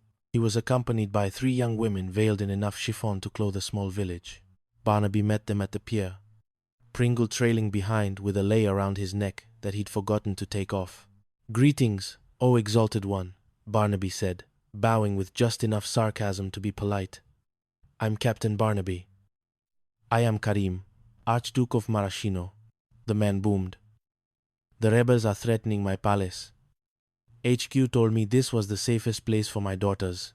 If a hair on their heads is harmed, I shall have your island turned into a golf course." "They're safe with us, Duke," Barnaby promised. "Pringle, show the princesses to the guest quarters. And for heaven's sake, don't trip on their veils." Pringle, of course, immediately stepped on the Archduke's robe. "Sorry, your archness. Just a local greeting." Wowie wow wow. While Barnaby was busy playing diplomat, Director Silverton was watching through a telescope from the infirmary. "This is perfect. One tip-off to Gnasher about the hula girls Barnaby is hiding, and it's over." Silverton snuck out of bed, donned a sailor's uniform to blend in, and began creeping toward the laundry shed. Inside the shed, the hula girls who were actually local dancers Barnaby had hired for the festival were hiding among the industrial dryers. Silverton burst in, camera in hand. "Aha! Evidence. You're all under." He was cut off by the sound of a heavy latch. Pringle, thinking he was securing the princesses from the general's prying eyes, had locked the shed from the outside. "Let me out!" Silverton shrieked. "I'm the director. I'm a victim of fate." Chapter 4. The Laughing Gas Gambit. General Gnasher finally made it to the main office. He was a man who looked like he had been carved out of granite and then dipped in vinegar. "Barnaby," Gnasher growled. "I heard Silverton was dying. He always did have a weak constitution. But you're a combat officer. Why is there a coconut-scented candle burning on the director's desk?" "Atmosphere, General," Barnaby said smoothly. "Helps with the tactical thinking. Would you like to start the inspection with the torpedo shop?" "I want to start with the hospital," Gnasher said. "I want to see if Silverton is faking it. And I heard rumors of women on this base.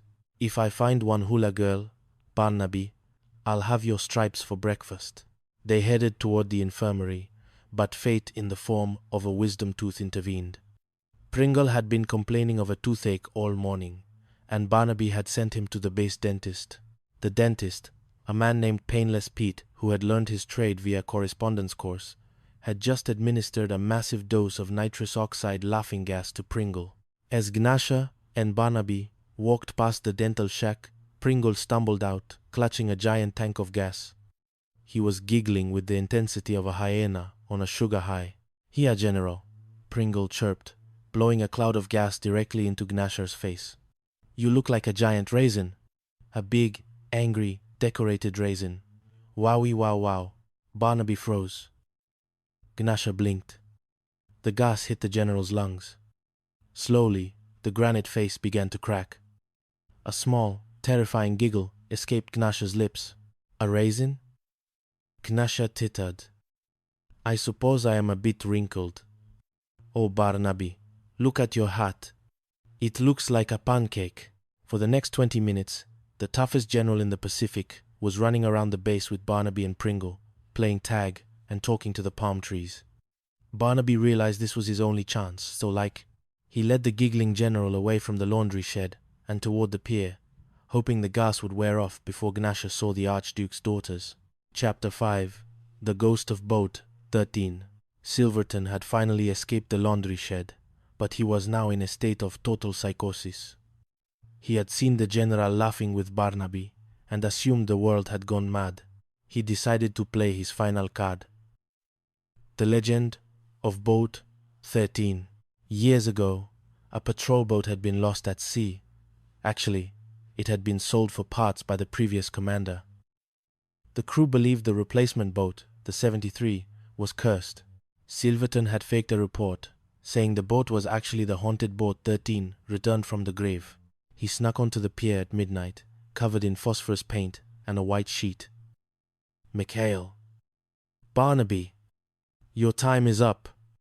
He moaned into a megaphone. Barnaby, sitting on the deck of the 73 with a cold beer, sighed.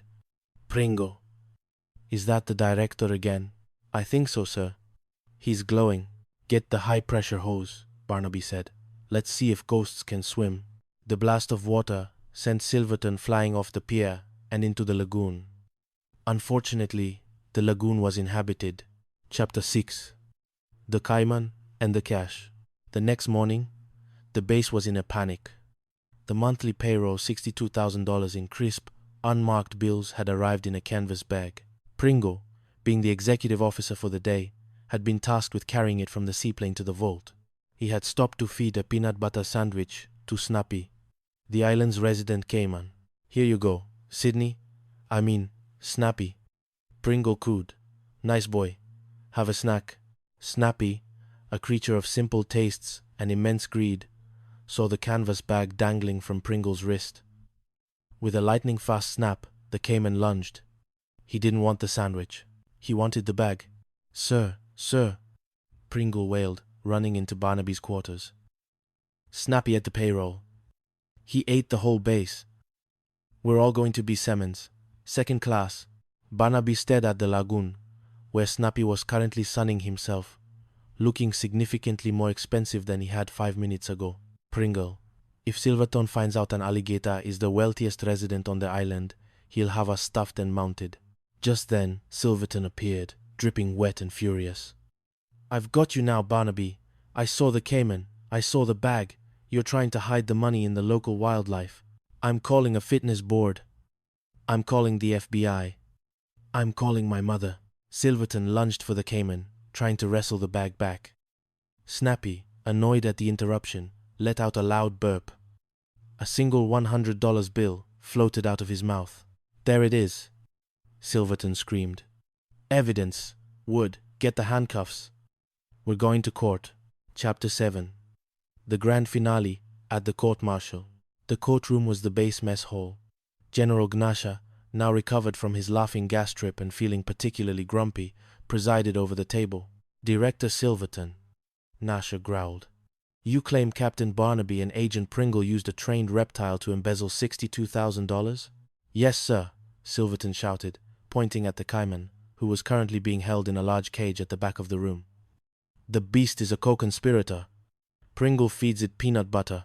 It's a classic kickback scheme." Barnaby stood up. "General, if I may, Pringle is many things a klutz. A menace to navigation. A man who once accidentally torpedoed a garbage scow because he thought it was a nip sub disguised as potato peels. But he isn't a thief. A suatta." "Oh, really?" Silverton sneered. "Then where is the money, Barnaby? Where is the loot?" At that moment, the base came under a sudden, genuine air raid. A rogue rebel plane had spotted the golden seaplane of the Archduke and decided to take a shot. "Take cover," Gnasha yelled. The rebels dropped a small, poorly aimed bomb. It didn't hit the building. It hit an old, decorative cannon sitting on the lawn, the same cannon where the crew had hidden the rest of the Fullerhead Festival's champagne, and the Archduke's princesses had hidden their jewelry for safekeeping. The explosion was spectacular. It wasn't fire and shrapnel. It was a rain of corks, silk veils, and $62,000 in cash. The wind caught the bills, swirling them into the mess hall like green snow. "My money!" Silverton screamed, running around and trying to catch the bills in his hat. Gnasha watched as Silverton tripped over the Cayman's cage, fell face first into a pile of hula skirts, and started shouting at the Archduke about garter belt conspiracies. Gnasha looked at Barnaby.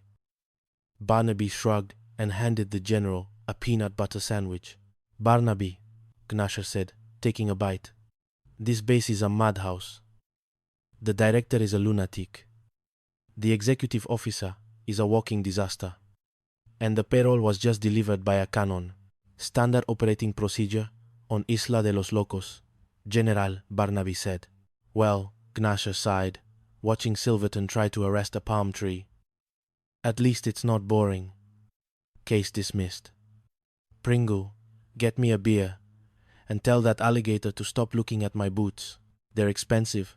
Silverton was led away by Wood, muttering something about wowie wow wow and Tokyo Rose. Barnaby returned to his pier, Pringle by his side. You know, sir, Pringle said, looking at the sunset. I think I'm getting the hang of this Navy stuff. Pringle, Barnaby said, patting him on the shoulder. Just don't feed the general any more laughing gas. I don't think my heart can take it. And so, the sun set on Isla de los Locos, where the rules were made up, the money was edible, and the only thing more dangerous than the enemy was the commander's own sanity. The end. Chronicles of Outpost, Zeta, the Galactic Bungle. Chapter 1. The Logistics of Lingerie and the Cyborg Inspector. The edge of the Sagittarius arm was home to many things. Nebulas, rogue pulsars, and the most miserable scrap metal outpost in the known universe. Station Zeta, 9. At the helm of this floating disaster was Commander Bartholomew Buzz Bloodstone, a man whose blood pressure was currently high enough to bypass the station's primary cooling system. Garter belts! Bloodstone screamed, slamming his fist onto a desk made of recycled hull plating. Greasy Gabe, you are the logistics master of this godforsaken tin can. If the space nurses need anti-gravity garter belts, you snap to it. Shake a bionic leg. You know what I mean. Greasy Gabe, a man whose skin seemed permanently coated in hydrosealant, just shrugged. The nebula is thick, Commander. Shipping is slow.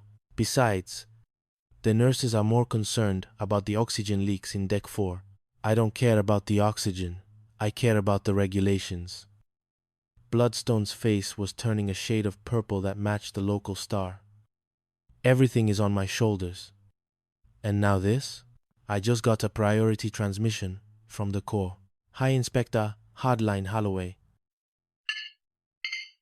The man they call Iron Senses is arriving today for a surprise audit. Gabe whistled. Holloway? The guy who decommissioned the Orion station because their coffee was 2 degrees too cold? Exactly. And look at this place. The petty officer's mess smells like burnt ozone, and the sewage recyclers are backing up into the showers. The desk gong buzzed. Bloodstone snatched it. Hello? Yes, this is Commander Bloodstone. Who did you expect? The Empress of Mars? What? The sinks in the officer's lounge are overflowing? I'm a commander, not a plumber. Fix it yourself. Bloodstone popped a handful of antacid pills. My stomach acid could melt through a Star Destroyer's shield. Gabe, I'm sick. I'm really, truly, medically incapacitated. If I'm in the medbay, I can't be held responsible for the mess, right? I could appoint an acting station commander to take the heat from Holloway. Gabe's eyes lit up. Brilliant, sir. And I know just the man. Someone who the inspector will absolutely hate. Not Captain Sly Stryker, Bloodstone whispered, a wicked grin forming. With Stryker and his gang of space pirates in charge of Zeta 9, they'll run the station into a black hole right in front of the inspector. They'll destroy themselves. Gabe, call the medic. I'm fading. I'm paying the price for my service. Chapter 2. The acting commander and the Starsky fiasco. Captain Silas Sly Stryker was currently busy trying to convince a group of asteroid miners that his modified freighter, the Stardust Rambler, was legally registered. When the summons came, he walked into Bloodstone's office to find the commander draped over a lounge chair, looking like a dying space walrus. Oh, Stryker, Bloodstone groaned, his voice a theatrical rasp. I'm in bad shape. The medics. They don't know if I'll make it through the hour. I have to appoint an acting commander. Percy, help me up. Junior Officer Percy Pringle, an earnest lad whose uniform was 2 sizes too big and whose luck was non-existent, rushed forward. "Take it easy, sir. You're very, very sick." Percy tried to adjust Bloodstone's headrest, accidentally slamming it into the full recline position and nearly folding the commander in half. "Neutral. Put it in neutral, you idiot." Bloodstone wheezed. "Sorry, sir. I thought it was the lumbar support." Stryker watched the chaos with a raised eyebrow. "Look, Commander, I'm a Salt of the Galaxy freighter skipper. I don't belong behind a desk. Give the job to Pringle." "No!" Bloodstone shouted, then quickly returned to a groan. "Pringle is a boob. A lovable, disastrous boob. No, Stryker, it's you, and Pringle will be your acting executive officer. Now, get out. Command the station." "That's an order." As soon as they left, Bloodstone leaped up and started dancing. "This is going to be the happiest illness of my life. They're going to be court-martialed within the hour." Back in the command center, the reality of Zeta, 9 set in. The comms were screaming, "Stryker, the garter belts are here, but they're sized for giants. Stryker, the CB-7 construction bots are building a bar in the middle of the laser firing range." Stryker rubbed his temples.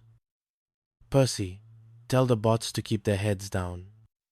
"And Greasy Gabe? You said the crew wanted to throw a little shindig to welcome the new command?" "A gala. Skip. Full speed ahead." Gabe grinned. Within 30 minutes, the station's cargo bay had been transformed. Smuggled regalianale was flowing, and a group of hula aliens, mostly crew members in green paint and grass skirts, were performing a dance that defied both physics and dignity. Suddenly, the proximity alarm blared.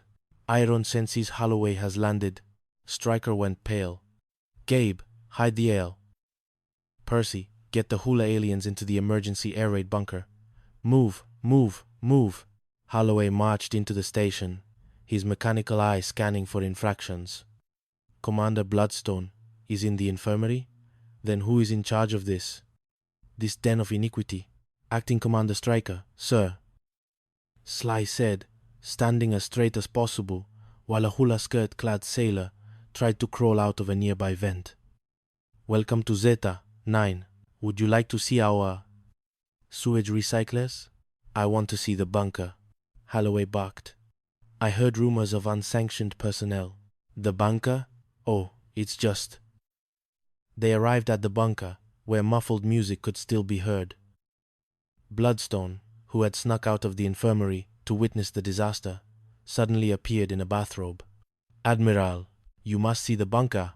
Stryker has hidden a dozen Venusian dancers in there." "It's a Roman orgy, sir." Holloway opened the bunker. It was empty.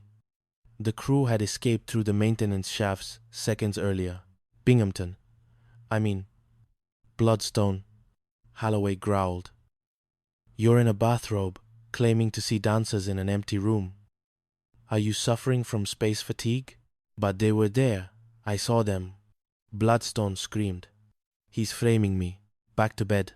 "Bloodstone," Holloway ordered. "Stryker, lead the way to the laundry.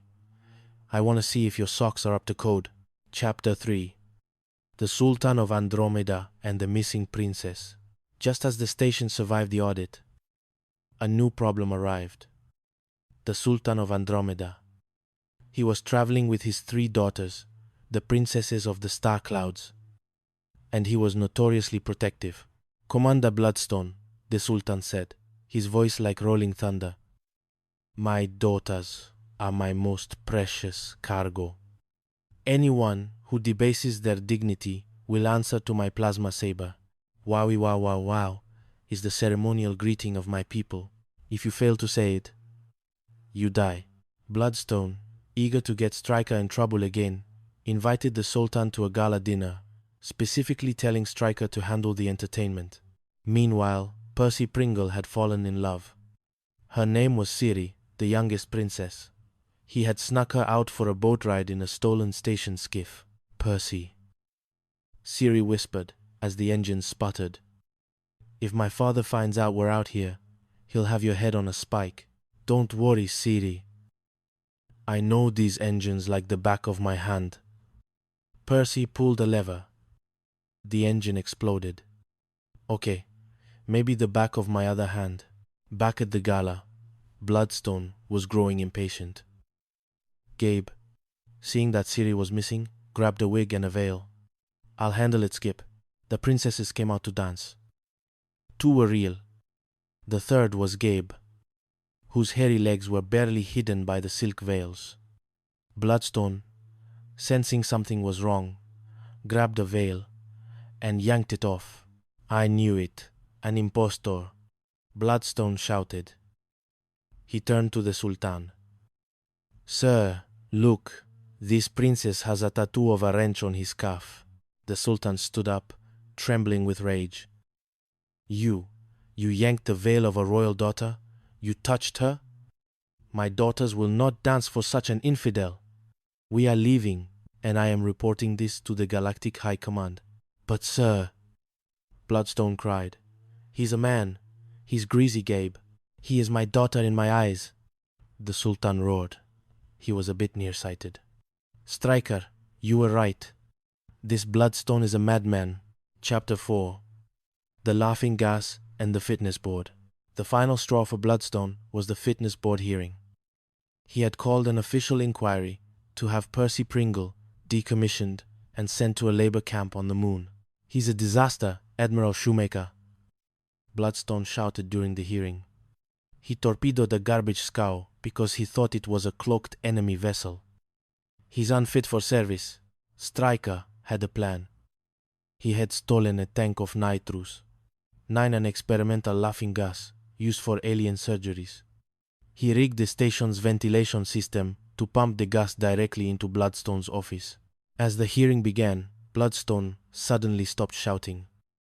A slow, wide grin spread across his face. You know, Admiral, that garbage scow did look like a potato. A giant, delicious potato. Ha ha ha. Commander? The Admiral asked, confused. Are you all right? I'm Chucky Wacky. Bloodstone giggled, grabbing Percy Pringle and hugging him. I love this boy. He's my little star puff. Why would I want to fire him? I want to promote him. Admiral Percy. Ha ha ha. Bloodstone ran out of the room, chasing a space nurse and shouting, I'm a butterfly. A beautiful, bureaucratic butterfly. The Admiral turned to Stryker. Is he always like this? Space fatigue, sir, Stryker said solemnly. It's a terrible thing. Just then, a real enemy alarm went off. A rogue pirate ship was attacking. Percy Pringle, still dizzy from the residual gas, stumbled toward the laser controls. He tripped, hit the auto-fire button with his forehead, and accidentally unleashed a perfectly timed barrage that blew the pirate ship into stardust. Magnificent, the Admiral cried. Pringle, you stood laughing in the face of death and saved the station. You're a hero. Chapter 5. Sydney. The Space Gator and the Stolen Credits. Peace finally returned to Zeta 9 until the payroll arrived. 62,000 galactic credits in a small, unmarked briefcase. Percy was tasked with bringing it to the vault, but he took a shortcut through the station's biodome, a simulated jungle for exotic research. There, he encountered Sydney. Sydney was a 6-foot-long, genetically modified alligator with a taste for peanut butter and shiny things. Nice boy, Sydney, Percy said, holding out a sandwich. Sydney lunged. Not for the sandwich, but for the briefcase. He swallowed it whole and vanished into the swamp. Bloodstone was ecstatic. The money is gone. Pringle stole it. I found his ID card in the swamp. This is grand larceny. To the brig with him. Stryker knew the only way to save Percy was to find Sydney. They spent all night in the swamp, lure in hand. Sydney, come here, boy. We've got creamy peanut butter. The court-martial was already underway. Bloodstone was acting as the prosecutor. Your Honor, the defendant claims an alligator ate the payroll. It's the most ridiculous story in the history of the Navy. Il demande à conviction. Suddenly, the doors burst open. Stryker and the crew marched in, leading Sydney on a heavy-duty leash. The alligator was looking a bit bloated. Your Honor, Stryker said. We have a key witness for the defense. Get that monster out of here, Bloodstone screamed. Not until he provides the evidence, Stryker said. Sidney opened his mouth wide, and with a wet thwack, he spat the briefcase onto the judge's desk. The judge opened the case. The money was all there, slightly damp but perfectly valid. And look, the judge said, pointing to a mark on the bills. These bills have been marked with the commander's initials. Commander Bloodstone, were you trying to trap your own officers? Bloodstone turned pale. Aye, it was a security test. A drill that nearly ruined a hero's career, the judge said. Commander, I think you need a long rest. Perhaps a transfer to the frozen wastes of Pluto? As Bloodstone was led away, screaming about garter belts and space alligators, Stryker leaned back in his chair. Well, Percy, Sly said, tossing a peanut butter sandwich to Sidney. Another day on Zeta, 9. What's for lunch? Teriyaki. Skip. Percy grinned. And I made enough for the alligator. The crew of the Stardust Rambler cheered, their laughter echoing through the station, drifting out into the silent, cold vacuum of space, where, for once, everything was exactly as it should be, perfectly chaotic. The Sovereigns of Isla Tostada, a nautical farce in 6 acts. Chapter 1. The Ulcer of Command. The sun over the sea of eternal misfortune did not merely shine. It interrogated. On the remote outpost of Isla Tostada, the humidity was so thick that the local mosquitoes didn't fly. They swam through the air. In the center of this sweltering purgatory sat the command post, a building that held together mostly through a combination of termite structural integrity and the sheer willpower of Captain Barnaby Iron Stomach Blight. Captain Blight was currently staring at a requisition form as if it were a personal insult from the Creator. Wow, he whispered, his voice trembling with a cocktail of rage and exhaustion. Wow, wow, wow. Simpkins, tell me I'm hallucinating. Tell me, the nurses did not just request a shipment of silk garter belts in the middle of a global conflict. Lieutenant Simpkins, a man whose spine was made of pure gelatin and whose only skill was the art of the tactical nod, snapped to attention. Actually, sir, they claim it's for morale and to keep their stockings from migrating south during surgical procedures. Morale, Blight roared, slamming his fist onto a desk that groaned in protest. Everything is on my shoulders. The toilets in the Junior Officers Club are backing up like a volcanic eruption. The supply lines are choked with red tape. And now, I'm the Chief Procurement Officer for Lungaray. The phone rang. Blight glared at it before snatching the receiver. Blight here. Who is this? Tokyo Rose? If you're calling about the sinks, I'm a captain, not a plumber. Go bother someone else. He slammed the phone down and immediately popped a handful of white pills. Sir, Simpkins whispered, those antacids. I don't care, Simpkins. My stomach is a war zone. Blight collapsed into his chair. And to make matters worse, I just got word. Admiral, the Hammer hardtack, is arriving for a sneak inspection. Today, he's the most terrifying man in the Navy. If he sees the state of this base, the gambling, the moonshine, the fact that the men are wearing grass skirts instead of uniforms, I'll be lucky if they let me command a rowboat in a bathtub. Blight's eyes suddenly darted around the room. A devious, desperate light began to twinkle. If I were sick genuinely, medically incapacitated, I couldn't be held responsible for the state of the base during the inspection, could I? Simpkins blinked. Technically, sir, you would have to appoint an acting base commander. Exactly. Blight grinned, a sight more terrifying than his scowl. And I know just the man. Someone so incompetent, so chaotic, that he'll destroy himself and the entire base's reputation in front of the Admiral. I'll be in the infirmary, safely tucked away under a Do Not Disturb sign, while Commander Maverick O'Malley takes the fall. Chapter 2. The Coronation of Chaos. Commander Maverick Mav O'Malley was currently busy supervising the most important mission of his career, a high-stakes turtle race behind the barracks. He was a man of effortless charm, questionable ethics, and a talent for making the military look like a permanent spring break. His crew, the Soggy Seven, were a collection of misfits who treated the Navy's rulebook as a list of light suggestions. There was Percy Puddles Pringle, the ensign, whose nerves were perpetually frayed; Gruber, the man who could find a bottle of scotch in a desert; and several others who were more pirate than sailor.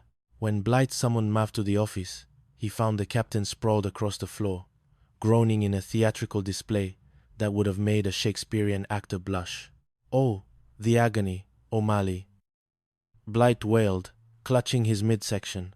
"The medics, they don't know what it is. It might be tropical delirium or garter belt gastritis. I must go to the hospital. Isla Tostada needs a leader, a titan. I'm appointing you acting base commander." Mav leaned back, scratching his chin. "Gee, Captain, I'm honored. But you know me, I'm a saltwater skipper. I don't do well behind desks. They make my skin itch." "I won't take no for an answer," Blight insisted, miraculously finding the strength to point a finger. "And to help you, I'm appointing Percy Pringle here as your acting executive officer." Percy, who was currently trying to hide a smuggled pineapple under his shirt, nearly fainted. "Me? Exec? But sir, I get vertigo from standing on a thick rug." "Out, all of you. Take command," Blight shouted, before collapsing back into his illness. As soon as they left, Mav turned to Percy. "Well, Puddles, you heard the man. All ahead full. First order of business. Cancel the 0800 muster and find out where those hula girls from the last USO show went. We're throwing a change of command gala." Within 3 hours, the base had transformed. The command post office was filled with the smell of roasting pig and the sound of Percy frantically trying to explain over the radio why the local supply ship was now carrying 3 tons of cocktail umbrellas instead of ammunition. "Skip!" Gruber shouted, bursting in. "Great news! We found the garter belts. The nurses are thrilled, but they accidentally sent a crate of them to the front lines. Somewhere out there, a battalion of infantry is going to be very confused about their new equipment." Mav laughed, leaning back in Blight's chair with his feet on the mahogany. "That's the Navy for you, Gruber. Now, keep the music up. I want this base to feel alive." Chapter 3. The Admiral's Hammer. The festivities were interrupted by a sound that chilled the bones of every man on the island, the roar of a twin-engine transport plane. "The Admiral!" Percy shrieked, running in circles. "Hardtack is here. And we have a hula troop in the air raid shelter and a pig on the spit in the motor pool." Mav didn't blink. "Gruber, get the girls into the bunker. Percy, put on your most professional face. We're going to give the Admiral the most customized tour of his life." Admiral the Hammer Hardtack was a man who looked like he had been carved out of a single block of granite. He stepped off the plane, his eyes scanning the horizon for the slightest hint of a loose button. "Welcome to Isla Tostada, sir," Mav shouted, snapping a salute that was just a bit too casual. "Commander O'Malley at your service. This is my exec, Ensign Pringle." Percy saluted so hard he nearly poked his own eye out. "Sir, permission to exist, sir." Hardtack looked Percy up and down. "What is that around your neck, Ensign?" Percy looked down at the floral lei he had forgotten to remove. "It's a native tactical camouflage device, sir. Very effective in the jungle." Hardtack grunted. "Where is Blight?" "Hospitalized, sir. Terribly sick. Hallucinations, mostly." Meanwhile, back in the infirmary, Captain Blight was watching through a pair of binoculars, giggling to himself. Any minute now, Hardtack will find the moonshine. He'll find the girls. And O'Malley will be cleaning latrines in Antarctica for the rest of the century. But Mav was a master of the shell game. Every time Hardtack turned a corner, the crew would move the contraband. When Hardtack inspected the laundry, the hula girls were hidden behind a stack of oversized sheets. When he checked the barracks, the gambling table was flipped over to look like a map-reading station. Blight, frustrated that no explosion had occurred, decided to intervene. He miraculously recovered, threw on a seaman's uniform to go undercover, and tried to tip off the Admiral. "Sir," Blight shouted, running up to Hardtack while wearing a mop on his head as a makeshift wig. You must check the laundry. There are women in the sheets. Hardtack stared at the man. Commander O'Malley, who is this lunatic?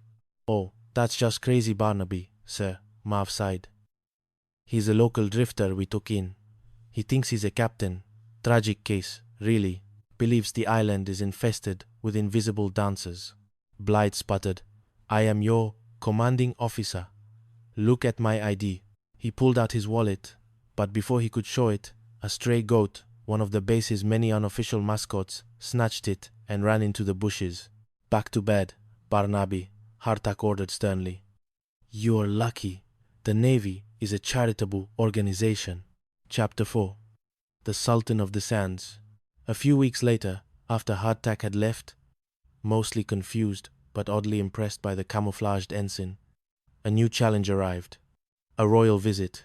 The Sultan of Marami was arriving with his 3 daughters, the princesses. The Navy wanted to secure an alliance, and Isla Tostada was the chosen meeting point. Captain Blythe, now officially back in command, but still nursing a bruised ego, saw another chance to ruin Marv. O'Malley, you and your crew are to transport the Sultan on your boat. If you so much as breathe wrong in his direction, the Sultan will take offense, and I'll have you court-martialed for treason. The Sultan was a man of immense dignity and even more immense luggage. His daughters were veiled and silent, followed by a guard who looked like he could crush a coconut with his eyelids. On the boat ride over, Marv noticed the Sultan looking longingly at the steering wheel. Would your Highness like to take the helm? It's quite relaxing. The Sultan's eyes lit up. May I? My country is landlocked. I have only ever steered a camel. Within minutes, the Sultan was doing donuts in the lagoon, laughing like a child, while Percy screamed in the background about the hull integrity. At the state dinner that night, Blythe was determined to prove Marv was unprofessional. He had heard a rumor that Marv had allowed the princesses to sneak off for a swim. Sir, Blythe shouted at the dinner table, pointing at a veiled figure. That is not a princess. That is a crewman in a dress. I know it. He lunged forward and ripped the veil off, only to find the Sultan's most formidable aunt staring back at him with murderous intent. Sultan, Blythe stammered. I thought she was. A sailor named Gruber. The Sultan stood up, his face thunderous. You insult my family? You accuse my aunt of being a Gruber? Marv stepped in, smooth as silk. Forgive the captain, Your Highness. The Sultan softened, an understandable affliction. But perhaps the captain should seek rest. Chapter 5. The Laughing Gas Gambit. The tension on the base reached a breaking point when Blythe announced he was convening a fitness board to officially remove Percy from the Navy. He cited terminal clumsiness and excessive sweating in the presence of authority. We've got to stop him, Skip, Gruber pleaded. If Puddles gets kicked out, who's going to accidentally set off the fire alarm every time we need a distraction? Marv hatched a plan. It involved a trip to the base dentist. Gruber, we need a tank of nitrous oxide. Laughing gas. If we can get Blythe to breathe enough of it, he'll be so happy he'd promote a palm tree to admiral. They rigged the delivery system through the vents of Blythe's office during his afternoon nap. As the gas began to hiss into the room, Marv and the crew stood outside the window with a bunch of flowers. Blythe woke up, feeling different. The world seemed brighter. The stacks of paperwork looked like colorful confetti. When Marv walked in, Blythe didn't scream. He giggled. O'Malley, my old pal, my dear, dear friend. Blythe beamed, hugging the confused commander. Exactly, Captain, Mav smiled. And about that fitness board for Percy? Cancelled. Gone. Who needs boards when we have bubbles? Blythe laughed, floating around the room. He called in Simpkins. Simpkins, you're a Simky Wimky. Go tell the Radio Shack to send a message to the Admiral. Everything is sunshine and lollipops. But the plan backfired when a sudden gust of wind cleared the office just as the actual fitness board admiral arrived. Blythe, suddenly sober, and seeing Percy holding a giant I love the Navy sign, went from hysterical laughter to murderous rage in 0.2 seconds. You. Out. Both of you. Court-martial. For everything. Chapter 6. The Reptilian Witness.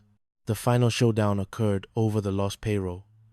$62,000 in cash had been sent to the island, and Mav was tasked with picking it up. During the transport, Mav and Percy stopped at a local bistro for a quick refreshment. When they returned to the jeep, the money was gone.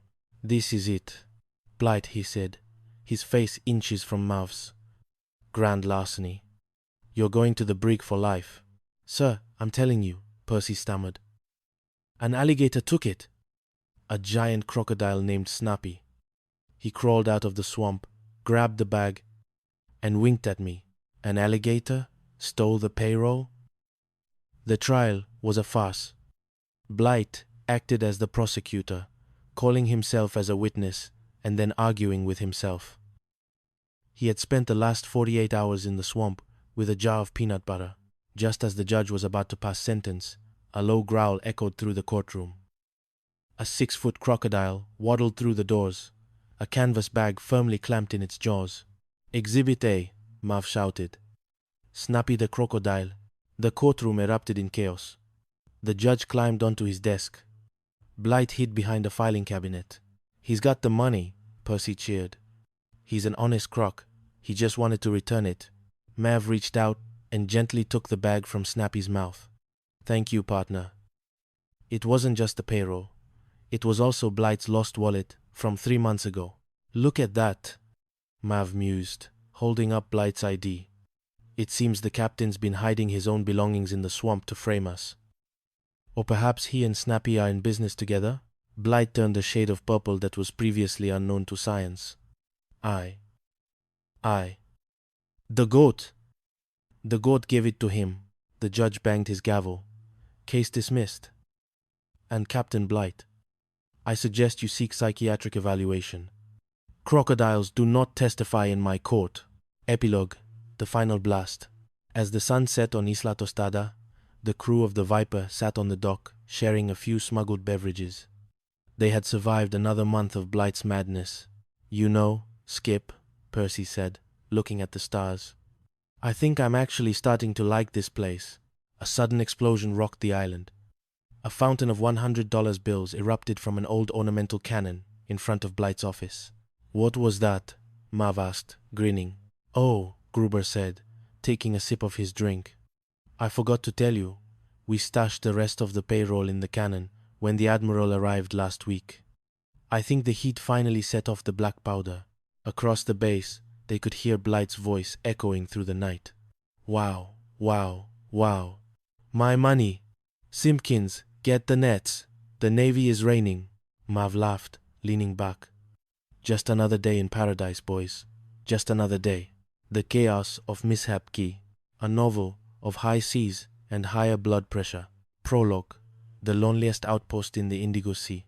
If geography were a joke, Mishap Key was the punchline. Tucked away in a forgotten corner of the Indigo Sea, the outpost was a collection of rusted, corrugated iron shacks, palm trees that leaned at precarious, exhausted angles, and a lagoon that smelled perpetually of spilled diesel and fermented pineapple.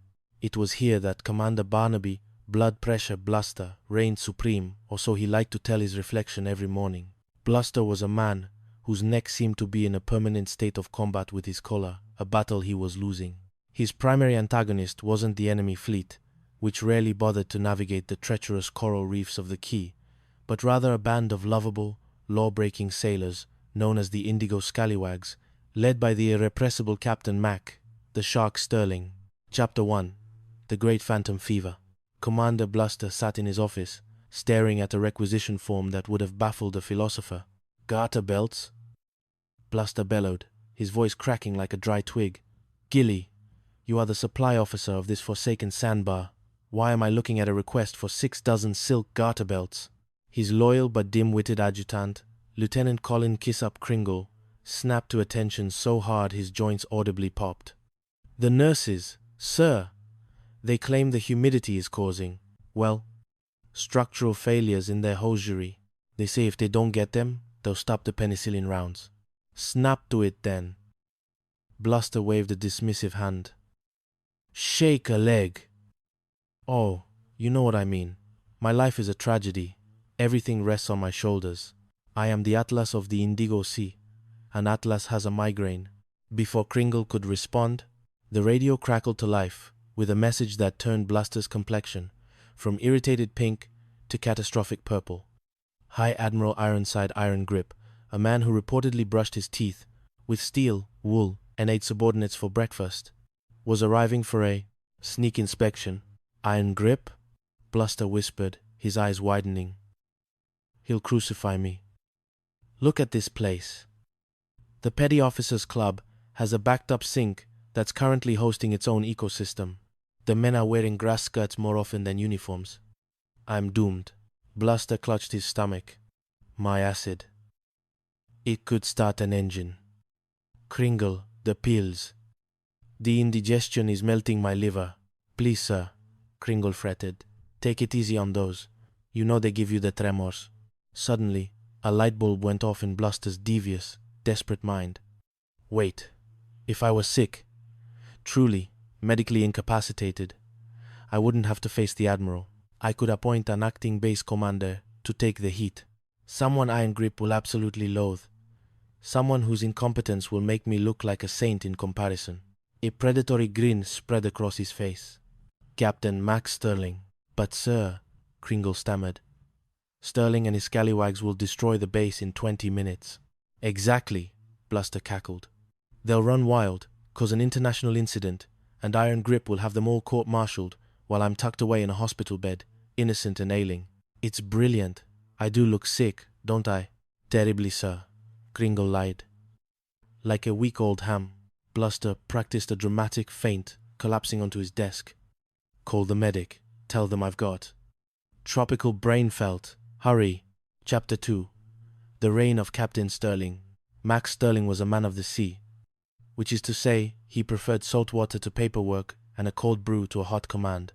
When he was summoned to the deathbed of Commander Bluster, he arrived with his usual swagger, flanked by his loyal, stuttering executive officer, Lieutenant Percy Puddles Pringle. Gosh, Captain, Percy whispered, looking at the prone Bluster. He looks like he's already been stuffed by a taxidermist. Bluster groaned from under a wet towel. Sterling. The doctors don't know. It could be the end. I'm appointing you acting base commander. And Puddles here. He's the new executive officer. Me? Percy squeaked. I get dizzy just standing on a chair. Take the office, Sterling, Bluster hissed. That's an order. Out. Get out. As soon as they left, Bluster sat up and adjusted his robe. This is going to be the happiest illness of my life. Back at the headquarters, the transformation was instantaneous. Sterling sat in the big chair, boots on the desk, while the Indigo Scallywags, a collection of mechanical geniuses and professional loafers, descended upon the office. Skip! Gilly shouted, holding a tangled mess of lace. Good news! We found the garter belts. What do we do with them? Send them to the nurses' quarters, Sterling shouted over the ringing of 4 different phones. And Gilly, tell the boys at the canteen to open up the special reserves. We're throwing a shindig to celebrate the new management. The office became a whirlwind of chaos. Percy was on one phone authorizing a bowling alley construction in the middle of the rifle range, while Sterling was on another tracking a nip sub that turned out to be a migrating whale. Full speed ahead, boys, Sterling laughed. If the commander wants me in charge, he's getting the full Sterling experience. Meanwhile, the base had turned into a carnival. The scallywags had invited local hula dancers, set up a gambling ring behind the motor pool, and were currently trying to see if a PT boat could skip across the lagoon like a stone. Chapter 3. The Archduke and the 3 Princesses. The party was interrupted by the sudden, terrifying arrival of Admiral Iron Grip. But before the Admiral could step foot on the dock, a new crisis emerged. A distress signal came from the nearby Isle of Malabar. The Archduke of Malabar, a noble ally with a penchant for expensive silks and an even more expensive temper, had been stranded after his plane's engine failed. We have to rescue him, Sterling declared. And his 3 daughters. The princesses, the scallywags roared with approval. They piled into the S. Rust Bucket, Sterling's beloved, duct-taped PT boat, and roared toward Malabar. Upon arrival, they found the Archduke a man who looked like he was carved out of obsidian and draped in gold, waiting with 3 veiled figures. Wowie, wow, wow, Gilly whispered, staring at the princesses. I heard that, young man, the Archduke thundered. The next man who dares to debase the dignity of the princesses will answer to me. Sterling stepped forward, smoothing his wrinkled shirt. Your Highness, Captain Sterling at your service. We're here to transport you to the quay. Welcome aboard the finest craft in the Indigo Sea. The ride back was anything but smooth. The Archduke insisted on steering the boat, nearly ramming a coral head, while Percy tried to flirt with Princess Siri, who seemed more interested in the boat's 5.0 caliber machine gun than his poetry. When they reached U.S.M.C, Commander Bluster, who had miraculously recovered upon hearing of the Archduke's wealth, was waiting on the pier. Your Highness, Bluster gushed. A command performance. Please, join me for a grand dinner tonight. Sterling, you're invited too, mostly so I can keep an eye on you. The dinner was a disaster of Shakespearean proportions. Percy, in a desperate attempt to impress Princess Siri, had snuck her away for a secret boat ride, leaving her sisters panicked. To cover the absence, Gilly and Tinker, 2 of the hairiest sailors in the Navy, donned veils and grass skirts to perform a traditional Malabarian dance for the Archduke. They are surprisingly sturdy dancers, Iron Grip remarked, squinting through his monocle, as Tinker accidentally kicked a tray of hors d'oeuvres into Bluster's lap. One of these girls is an imposter, Bluster screamed, ripping the veil off Gilly. The Archduke rose, his face a mask of fury. You have mocked the blood of Malabar. I shall raid your Washington. I shall report this to the State Department.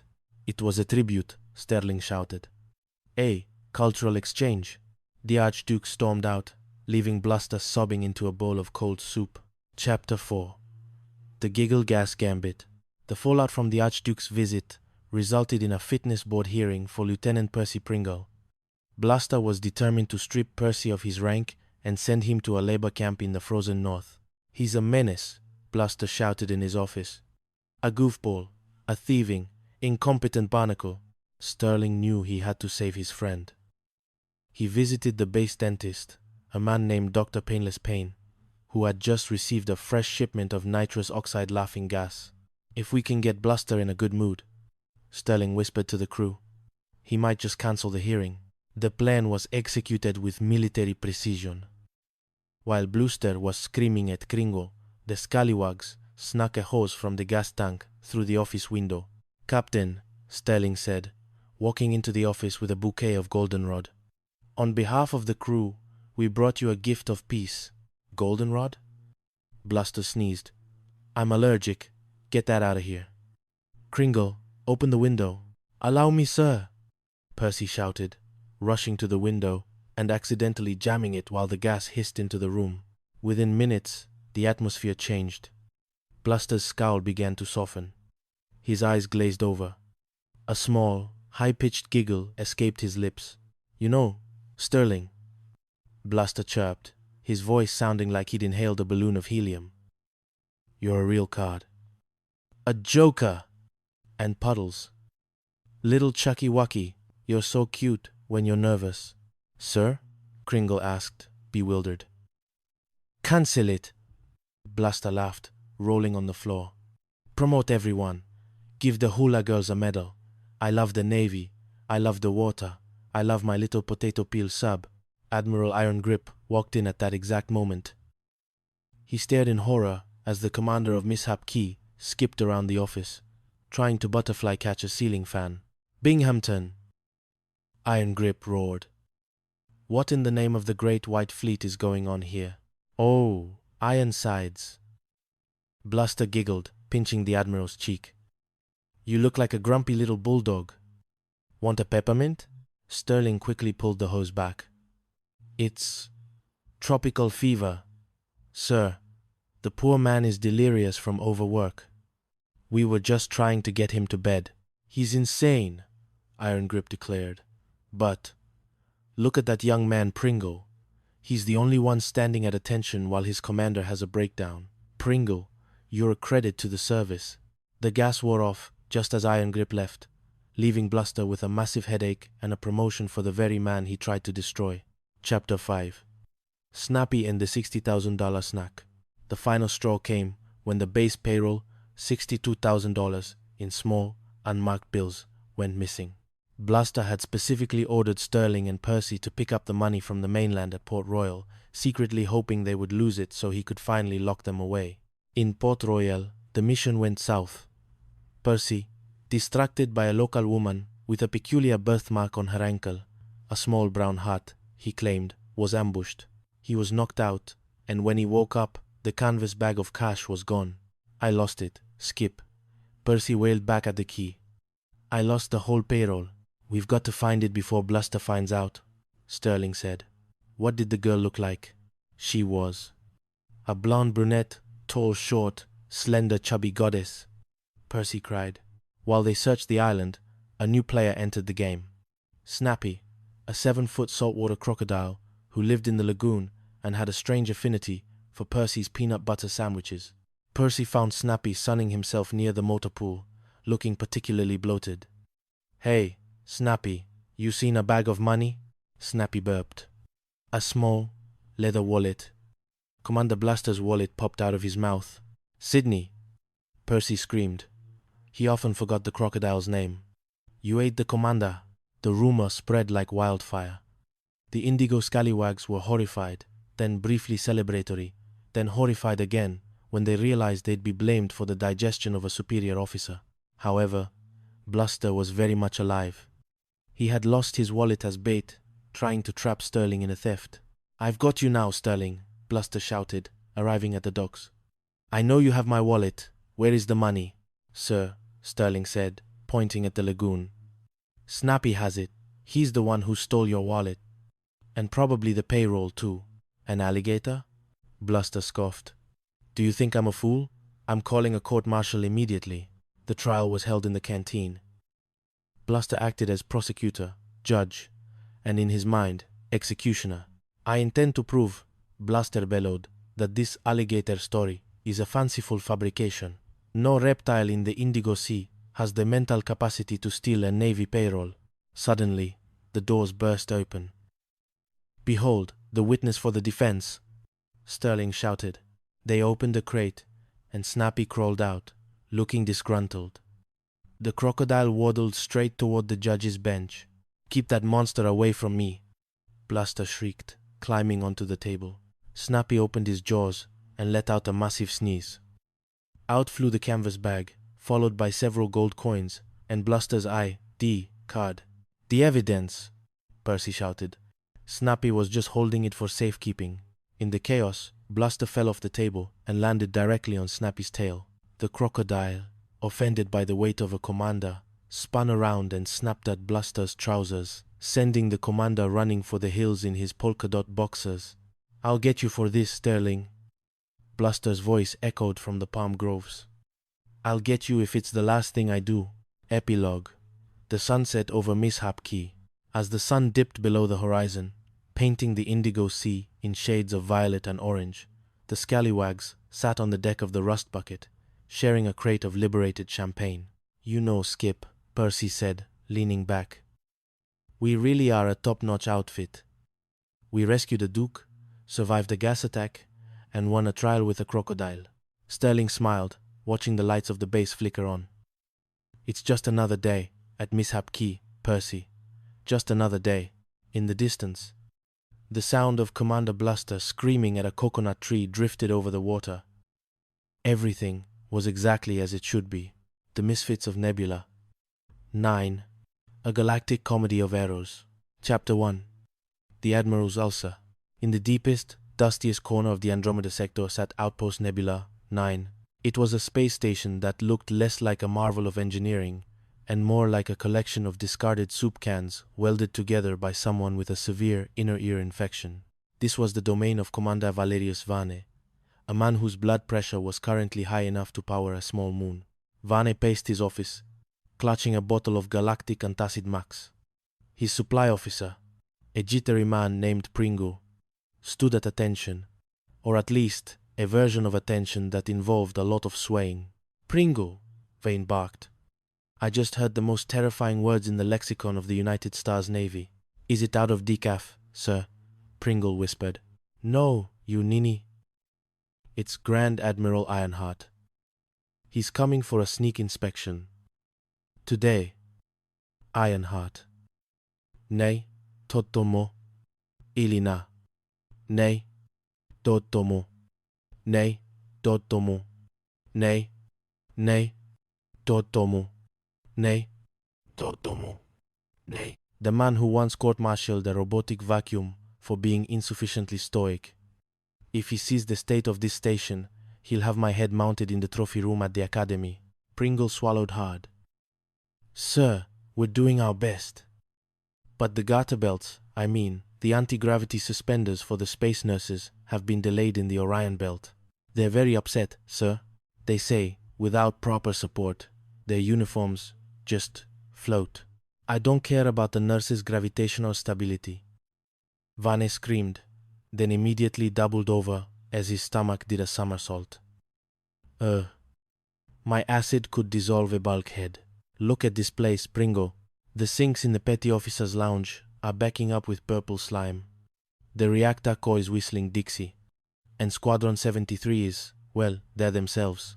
Squadron 73, known as the Meteor Misfits, was led by Captain Jack Sterling. They were the most decorated, most efficient, and most criminally insane pilots in the fleet.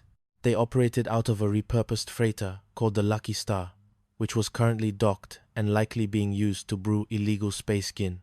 Vane had a sudden, terrible, wonderful idea. If I was sick, really sick, I wouldn't have to face the Admiral. I could appoint an acting base commander, someone expendable, someone the Admiral will naturally want to execute. Sir, you don't mean... Yes, Captain Jack Sterling. I'll put him in charge. He and his bunch of space pirates will turn this station into a circus within 10 minutes. By the time Ironheart arrives, Sterling will be the one in the hot seat. I'll be tucked away in the infirmary. Safe and sound, Vane immediately collapsed onto his desk, moaning with a dramatic flair that would have won him an Oscar on a more civilized planet. Call the medic. Quickly. I feel a bout of... Space Lupus coming on. Chapter 2. The Coronation of Chaos. Captain Jack Sterling entered Vane's office, looking entirely too relaxed for a man in the military. He was followed by his loyal, if slightly dim-witted, tactical officer, Lieutenant Barnaby Pringle, who was, coincidentally, the supply officer's cousin, though neither admitted it. You called, Commander? Jax asked, leaning against a holographic projector. Sterling. Vane wheezed from his bed. I'm in bad shape. The medics. They don't know what it is. Could be mush and mumps. Could be a bad taco. Either way, I'm appointing you acting base commander. And Pringle here. He's your acting executive officer. Barnaby's eyes went wide. Me? Sir, I haven't even mastered the art of walking in a straight line without tripping over my own cape. Exactly, Vane hissed, then remembered to sound sick. I have full confidence in you. Now, get to my office. Take command. Jack Sterling shrugged. Well, if duty calls, we answer. Come on, Barnaby. Let's go see what buttons we can push. As soon as they left, Vane sat up and grinned. This is going to be the happiest illness of my life. 10 minutes later, the Nebula 9 Command Center was a different world. Jax was sitting with his boots on the console, while his crew, Chief Grits, the black market specialist, and the rest of the misfits were busy making improvements. Chief, Jax said into the comms. Did we find those anti-gravity suspenders for the nurses? Found them. Skip. Grits' voice crackled back. They look like slingshots for giants. But the nurses are happy. Also, the sinks are still leaking purple slime, but we've started charging people 5 credits to watch it move. We're calling it the Blob of Destiny. Suddenly, the alarms blared. A sleek, black command ship was exiting warp speed right outside the station. Ironheart, Jax whispered. All right, boys. Hide the gin, stop the gambling, and find some pants for the hula dancers. Hula dancers, sir? Barnaby asked. Long story, Barnaby. Just get the Admiral to the lounge. I need to stall for time. Chapter 3. The Exarch of Zog. While the station was scrambling to look professional for Admiral Ironheart, another ship arrived. It was a gilded, diamond-encrusted cruiser belonging to the Exarch of Zog, a powerful neutral dignitary from the Outer Rim. The Exarch, a man who wore enough gold to sink a battleship, stepped onto the station with his 3 daughters, the princesses of Zog. He was a man of strict tradition and very little patience. Commander Vane, hearing of the dignitary's arrival, decided he couldn't stay in the infirmary. He put on a seaman's uniform to sneak around and watch Jax fail, but instead, he watched in horror as Jax charmed the Exarch. "Your Highness," Jax said, bowing with practiced ease. "Welcome to Nebula 9. We've prepared a traditional Terran welcoming feast. It involves space ribs and a very loud band. I am Karim," the Exarch boomed. "And these are my daughters. They are the light of my life. If anyone dares to debase their dignity, I shall have them thrown into a black hole." "Wow, wow, wow," Barnaby whispered, staring at the princesses. "What did you say?" the Exarch demanded, narrowing his eyes. He said, "Wowie zowie, sir," Jax intervened. "In our culture, it's a ceremonial greeting of deep respect. It means, your light shines like a supernova." The Exarch nodded slowly. "I accept this, Wowie, Zoe. Now, show us your craft. I wish to see the vessel that rescued us from the asteroid belt." Jax led them to the Lucky Star. The Exarch was fascinated by the rugged, duct-taped aesthetic of the ship. "I wish to handle the wheel," he announced. "Oh, sir," I don't think Vane started to say, popping out from behind a crate. "Shut up, seaman." Jax barked at Vane. "The Exarch wants to fly." The Exarch flies. The Exarch took the controls and promptly nearly took out the station's main docking arm. Jax cheered. Vane fainted. Chapter 4. The Nebula Gas Incident. The situation was reaching a boiling point. Admiral Ironheart was conducting a white glove inspection of the barracks, and the Exarch was demanding a traditional Zogian dance performance from his daughters, who had unfortunately snuck off to the station's arcade with Chief Grits. "We need a distraction," Jax told Barnaby. "And we need Vane to be in a good mood, so he doesn't sign your court-martial papers for that time you accidentally torpedoed the garbage scow. What are we going to do, Skip?" "Nitrous nebula gas," Jax grinned. "I got a tank of it from the dental lab. If we pump it into Vane's office, he'll be so giddy he'll promote us all to fleet admirals." The plan was set. They rigged the ventilation system. Meanwhile, Vane was trying to convince Admiral Ironheart that Jax was a criminal. "Admiral, I swear, there are hula dancers in the air raid shelter," Vane cried. Ironheart looked at him with icy disdain. "Commander Vane, you are dressed as a private, you have no eyebrows, and you are claiming there is an ethnic dance troupe in my tactical bunkers. I believe you are suffering from space madness." Just then, the gas hit. Vane began to giggle. Then he began to hoot. "Oh, Ironheart, you have such a funny nose. It looks like a little space potato." The Admiral froze. "Commander? And Jax?" Vane laughed, throwing his arms around Jax. "My dear, dear friend. You're such a rogue. Let's cancel all the court-martials. Let's have a party. Chucky Wacky. Give me a hug." He was referring to Barnaby, whom he had decided was his best friend in the universe. Ironheart watched in horror as the acting commander and the station commander began to play leapfrog in the hallway. "This outpost," Ironheart whispered, "is a madhouse." Chapter 5. Zogi, the Cyber Gator. The comedy of errors peaked when the station's payroll 62,000 galactic credits in a heavy canvas bag went missing.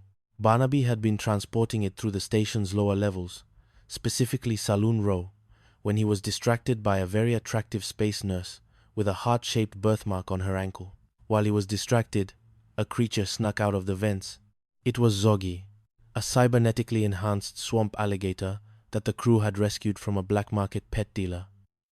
He had swallowed the payroll bag and Jax's ID card for good measure. "Commander," Barnaby wailed, running into the command center. "Zoggy ate the payroll, and the Admiral is waiting for the tally." "He ate the money?" Jax asked. "Well, that's one way to balance the books." They spent the next 3 hours chasing a glowing, metallic alligator through the crawl spaces. Vane, still partially under the influence of the gas, was convinced Zoggy was a high-ranking diplomat. "Don't hurt him!" Vane giggled as he chased the reptile with a net.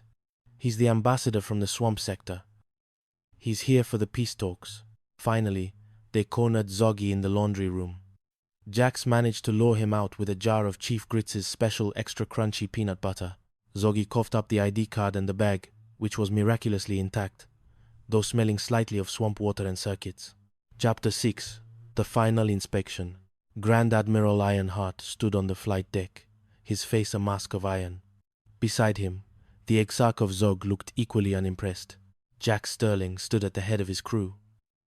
They were all wearing mismatched uniforms, and Barnaby was currently holding Zoggy on a leash.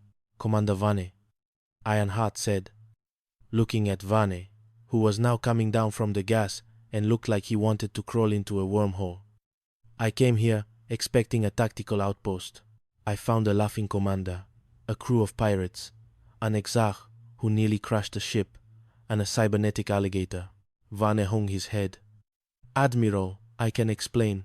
However," Ironheart continued, "I also witnessed Lieutenant Pringle, take down a rogue asteroid that was heading for the station, using nothing but a manual harpoon and a lot of screaming. It was the most unorthodox, courageous thing I've ever seen."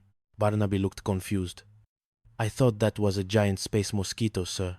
Ironheart ignored him. "And the Exarch tells me he hasn't had this much fun since the Great Comet Festival of '82. He's decided to sign the trade treaty with the Stars Navy, provided Captain Sterling remains in charge of entertainment." Jax winked at the Exarch.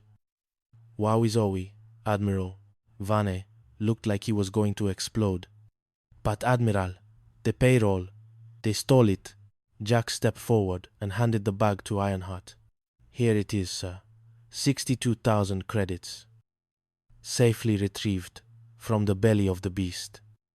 Literally, Ironheart opened the bag. A few wet credits fell out. "It smells. Interesting.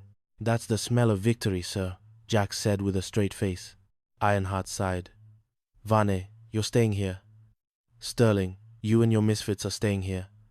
I don't want you anywhere near the rest of the fleet. You're too dangerous, and far too loud." As the Admiral's ship warped away, Vane turned to Jax, his eyes twitching. "I'll get you for this, Sterling. Kota, Kota, Kota. If it's the last thing I do, I'll have you stationed on a frozen rock in the Oort cloud." Jax just laughed and clapped Vane on the shoulder. "Lighten up, Commander. Have a peanut butter sandwich. Zoggy says they're delicious." And as the Sons of Andromeda set over Outpost Nebula 9, the purple slime in the sinks began to sing a jaunty tune, and all was right, or at least hilariously wrong with the galaxy. The end. The Aegis Prime Absurdity. A novel of space, sinks, and Saurians. Chapter 1. The Lingerie. Logistics of Sector 7. The humidity on Aegis Prime was enough to melt the resolve of a saint, let alone a man as tightly wound as Commodore Horatio Vulture Vane. Vane sat behind a desk made of recycled starship hull, staring in horror at a requisition form. "Wow," Vane whispered, his voice rising in an octave of pure disbelief. "Wow, wow, wow, Pringle, get your bumbling carcass in here." Lieutenant Percival Pudge Pringle, a man whose uniform always seemed 3 sizes too small and whose glasses were thick enough to serve as blast shields, stumbled into the office. He tripped over the threshold, saluted a coat rack, and finally found his bearings. "Reporting for duty." "It's worse. Pringle," Vane hissed, shoving the digital pad across the desk. "Garter belts. The biomedical corps, the nurses." "Pringle, they say they are out of garter belts. You are the supply officer of this God's forsaken rock. If the nurses need garter belts, you snap to it. You shake a leg. Oh, you know what I mean. Vane slumped back, rubbing his temples. What a war. The fate of the Terran hegemony rests on my shoulders, and I'm haggling over hosiery. And to top it all off, the sinks in the officers' club are backing up again. I'm a Commodore, Pringle, not a plumber. Sir, Pringle squeaked. I have worse news. I just got a priority alpha transmission from command. High Grand Inquisitor, Stone-Faced Sterling, is arriving today for a sneak inspection. Vane's face turned the color of a ripe Martian beet. Stone-Faced Sterling? Here? Today? Look at this place, Pringle. It's a circus. Jax and his band of space pirates are probably running a gambling ring in the hangar as we speak. My stomach acid could power a fusion drive. Give me my pills.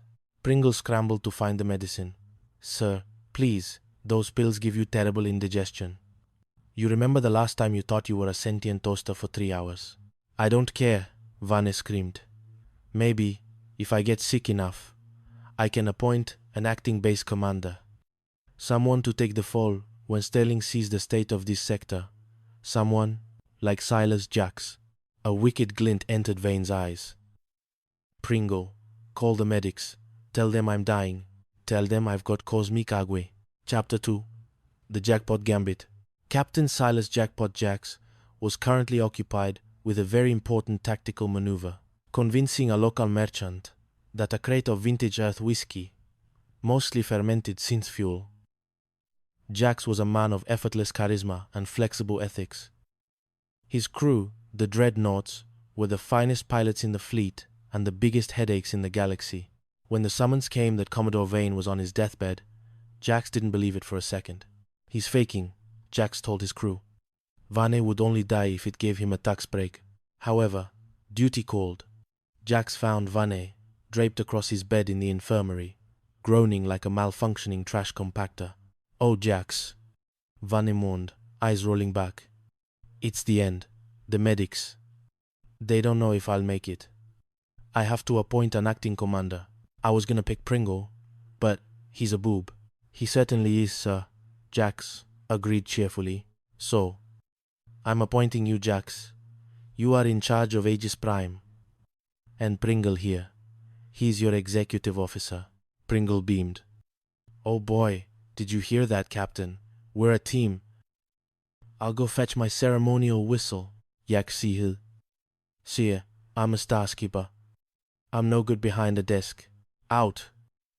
Vane shrieked, suddenly finding his strength. Take command this minute. That's an order. Out! Out! Out! As Jax and Pringle left, Vane turned to his aide, Pringle, who had sneaked back in. This is going to be the happiest illness of my life. Nase. Nase. Sterling will see the chaos, and Jax will be court-martialed before dinner. Chapter 3. The Intergalactic Gala. Jax's version of command was significantly different from Vane's. Within 3 hours, the command center had been converted into a lounge. The sneak inspection was the last thing on his mind. Chief! Jax shouted over the comms. Did we find those garter belts for the nurses? Chief! Better news, Captain. The chief replied. We found a crate of them, but we also found 3 barrels of Alterian ale and a troupe of hula dancers who got stranded during the Nebula blackout. They want to throw a party. A gala, Jax corrected. A cultural exchange initiative. Tell the boys. Full speed ahead. While Jax was busy organizing the initiative, the base became a hive of illicit activity. Slingshots were being manufactured out of garter belts, the sinks were still overflowing, and the crew was setting up a betting pool on how long it would take Pringle to accidentally sit on his own sidearm. Suddenly, the proximity sensors blared. Panic! Pringle screamed, running in circles. Iron Pants is here, and we have 3 dozen hula dancers in the air raid shelter. Quiet, Pudge, Jax said, straightening his cap. We'll just steer him clear. We'll show him the base laundry. Nobody ever asks questions in the laundry. But Vane, watching from his infirmary window, was already plotting. He had donned a seaman's uniform to sneak out and witness the destruction. He knew the girls were in the air raid shelter. He knew Sterling was a man of iron discipline. The meeting was a disaster. Sterling, a man who looked like he had been carved out of granite, stared at Jax. Commander Jax? Why is there a floral lei around your neck? Native custom, sir. Jax saluted. Welcome to Aegis Prime. We're, currently undergoing a deep cleaning of the air raid shelters. Very dusty. Not fit for visitors. I want to see the shelters. Sterling barked. Vane burst in, still faking a fever. Admiral, you must go to the shelters. There are hula dancers. Orgy, chaos. Jax is a monster. Sterling looked at Vane, then at Jax. Binghamton, you are in a hospital gown and a seaman's hat. You look like you've been huffing rocket exhaust.